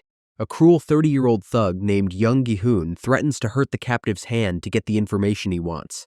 Hearing a sudden noise, the two companions cautiously step inside a messy room with blood splattered on the floor. Suddenly, the rusty elevator doors creak open to reveal a pitch-black empty shaft. Using his radio, the tough guide reports that they successfully found the prison escapees' secret hideout near Exit 1. The leader tells his companion to wait upstairs while he heads down alone to investigate the lower levels. Exploring the dark corridor reveals fresh bloodstains along with the terrifying sounds of struggling creatures. Deep inside the hideout, the cruel leader Jihu holds up a bloody monster and demands that the popular girl fight. Trembling with a tiny fork, the crying classmate begs to be released, but her captor claims he is only trying to help. The crazy leader tells the popular classmate she is special to him and demands that she performs well this time. A nearby survivor gets startled by terrifying screams of monsters and tries to open a locked door in panic. Meanwhile, our tough companion Hakshial sneaks onto the top of a quiet elevator shaft to search for the thugs. He quietly slides through the roof hatch and lands safely inside the dark elevator car. Standing in the open elevator, he gets spotted by a patrolling thug who heard the soft landing. The startled guard turns around and tries to shout a warning after noticing the armed teenager. Hakshial acts quickly and strikes down the enemy with a swift blow before he can alert the others. A loud scream echoes through the hallway and startles the patrolling guards. Peeking through the dark corridor, one of the thugs spots his injured partner, lying on the bloodstained floor. Holding his rifle, the tough student successfully holds the hostage at gunpoint while catching his breath. Remembering his recent interrogation, he calculates that at least 3 armed enemies are still hiding inside the bar. The brave teen decides to use his new captive as leverage to safely retrieve his kidnapped classmates. Meanwhile, the remaining criminals panic after hearing about the gunshot and quickly grab their heavy firearms. An experienced fighter among the thugs confidently loads his weapon and prepares to eliminate the intruder. Stepping forward, the young hero aims his gun and demands that they release his 2 friends immediately. Inside the quiet room, the captured teenager yells out to reveal their location, which makes an angry thug hit him. Hiding nearby, the protagonist feels relieved after hearing that his classmates are still alive inside the building. While the armed criminal demands their identity, the tough student calmly claims to be a special forces soldier. The thugs get nervous after hearing this, but quickly suspect that his military status is just a complete lie. The leader of the criminals studies the dark room while trying to figure out if their opponent is actually a pro. Aiming his gun at their wounded partner, the brave savior proposes a quick deal to trade his hostage for their friends. Inside the messy room, the remaining thugs panic and wonder where their handsome leader went. One thug desperately suggests throwing a grenade even if it means sacrificing their captured partner. Hearing their dark plan, the tied-up hostage screams in terror and begs his companions to save him. Suddenly, the footsteps of the crazy leader echo through the hallway as he walks in holding a rifle. Hiding behind a desk, the tough student gets extremely nervous and wonders if the boss is headed his way. The cold leader ignores his partner's pleas and calmly lists his first survival rule before aiming his gun. A sudden loud gunshot echoes through the room as the heartless boss eliminates his own teammate without hesitation. The tough student watches the brutal execution in complete shock before the killer quickly turns the weapon toward him.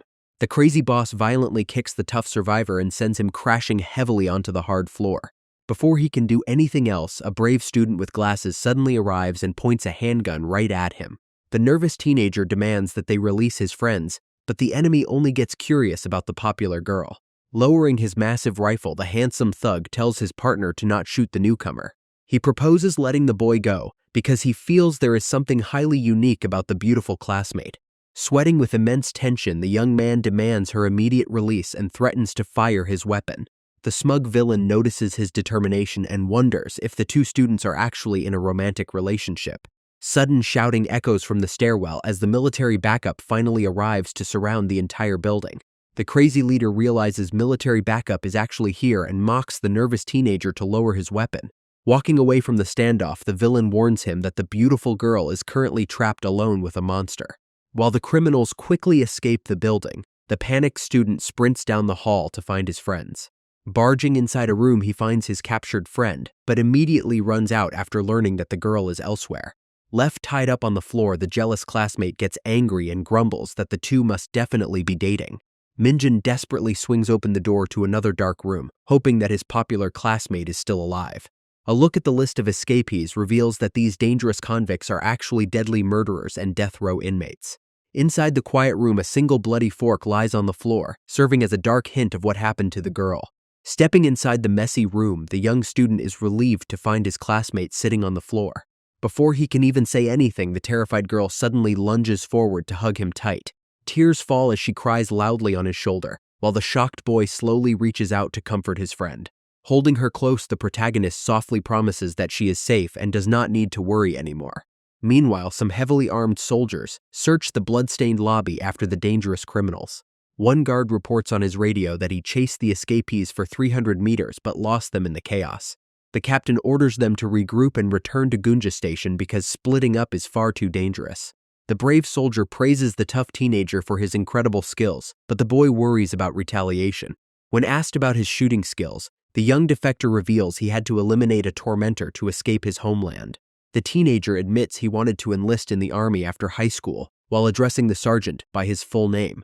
The military officer gets highly serious and requests a private conversation before they head into room 201. Lifting his shirt, the pale protagonist reveals his stitched stomach area and admits he was infected over 1 week ago. The sergeant suggests keeping the secret safe and promises to personally speak with a close doctor at the shelter. The young student feels relieved and hands back the borrowed pistol while clarifying that he did not actually shoot it.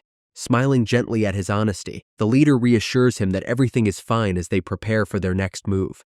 The sergeant surprisingly tells Minjun to keep the gun, which makes the young student feel deeply grateful. Before entering the main shelter, they must spend a full day in quarantine to make sure they are not infected. The soldier mentions that Gangnam is the largest safe zone, but they currently have no way to contact that area. The officer explains that the central government has collapsed while some prisons are now being used as shelters. Neighboring countries like North Korea and Japan immediately locked down their borders to stop the spreading virus. Refugees trying to escape by boat accidentally brought the terrible disease straight onto those clean streets. China also failed its initial response, and the infection is now spreading rapidly across several Asian nations. Even America is struggling to evacuate its citizens as rumors spread about infected units within their military. Speculation about the origin of the outbreak grows as America steps in and soldiers suspect a planned bioattack. Simultaneous nationwide infections and dead communications make many citizens believe that a foreign nation is behind the attack. The young man instead suspects that his favorite shooting game is actually the real source of this nightmare. Since the monsters look exactly like the creatures in the game, his friends also agree with this crazy theory. They wonder if some billionaire intentionally designed this survival trial, but they still do not understand the true motive. Although the truth remains hidden, they are certain that someone has successfully brought the game into the real world. Meanwhile, inside the quarantine sector, a 20-year-old university student named Seo Hakyung cries out for her family. Fortunately, the little boy and his mother safely complete their tests and finally reunite with the professor's daughter. Despite escaping safely, the group feels incredibly downcast because of the professor who was infected during their escape. While sitting in the quiet waiting area, the young student slowly walks over and sits next to his popular classmate. She claims to be perfectly fine, but the teenager knows she is deeply shocked after having to defeat a monster with a fork. Their deep conversation is suddenly interrupted when a classmate tells the beautiful girl that it is her turn to go inside. She quickly snaps at the annoying classmate, which makes the protagonist realize she is back to her usual mean self. Fortunately, both teenagers test negative for the virus, but their tough guide is hospitalized for several weeks to heal.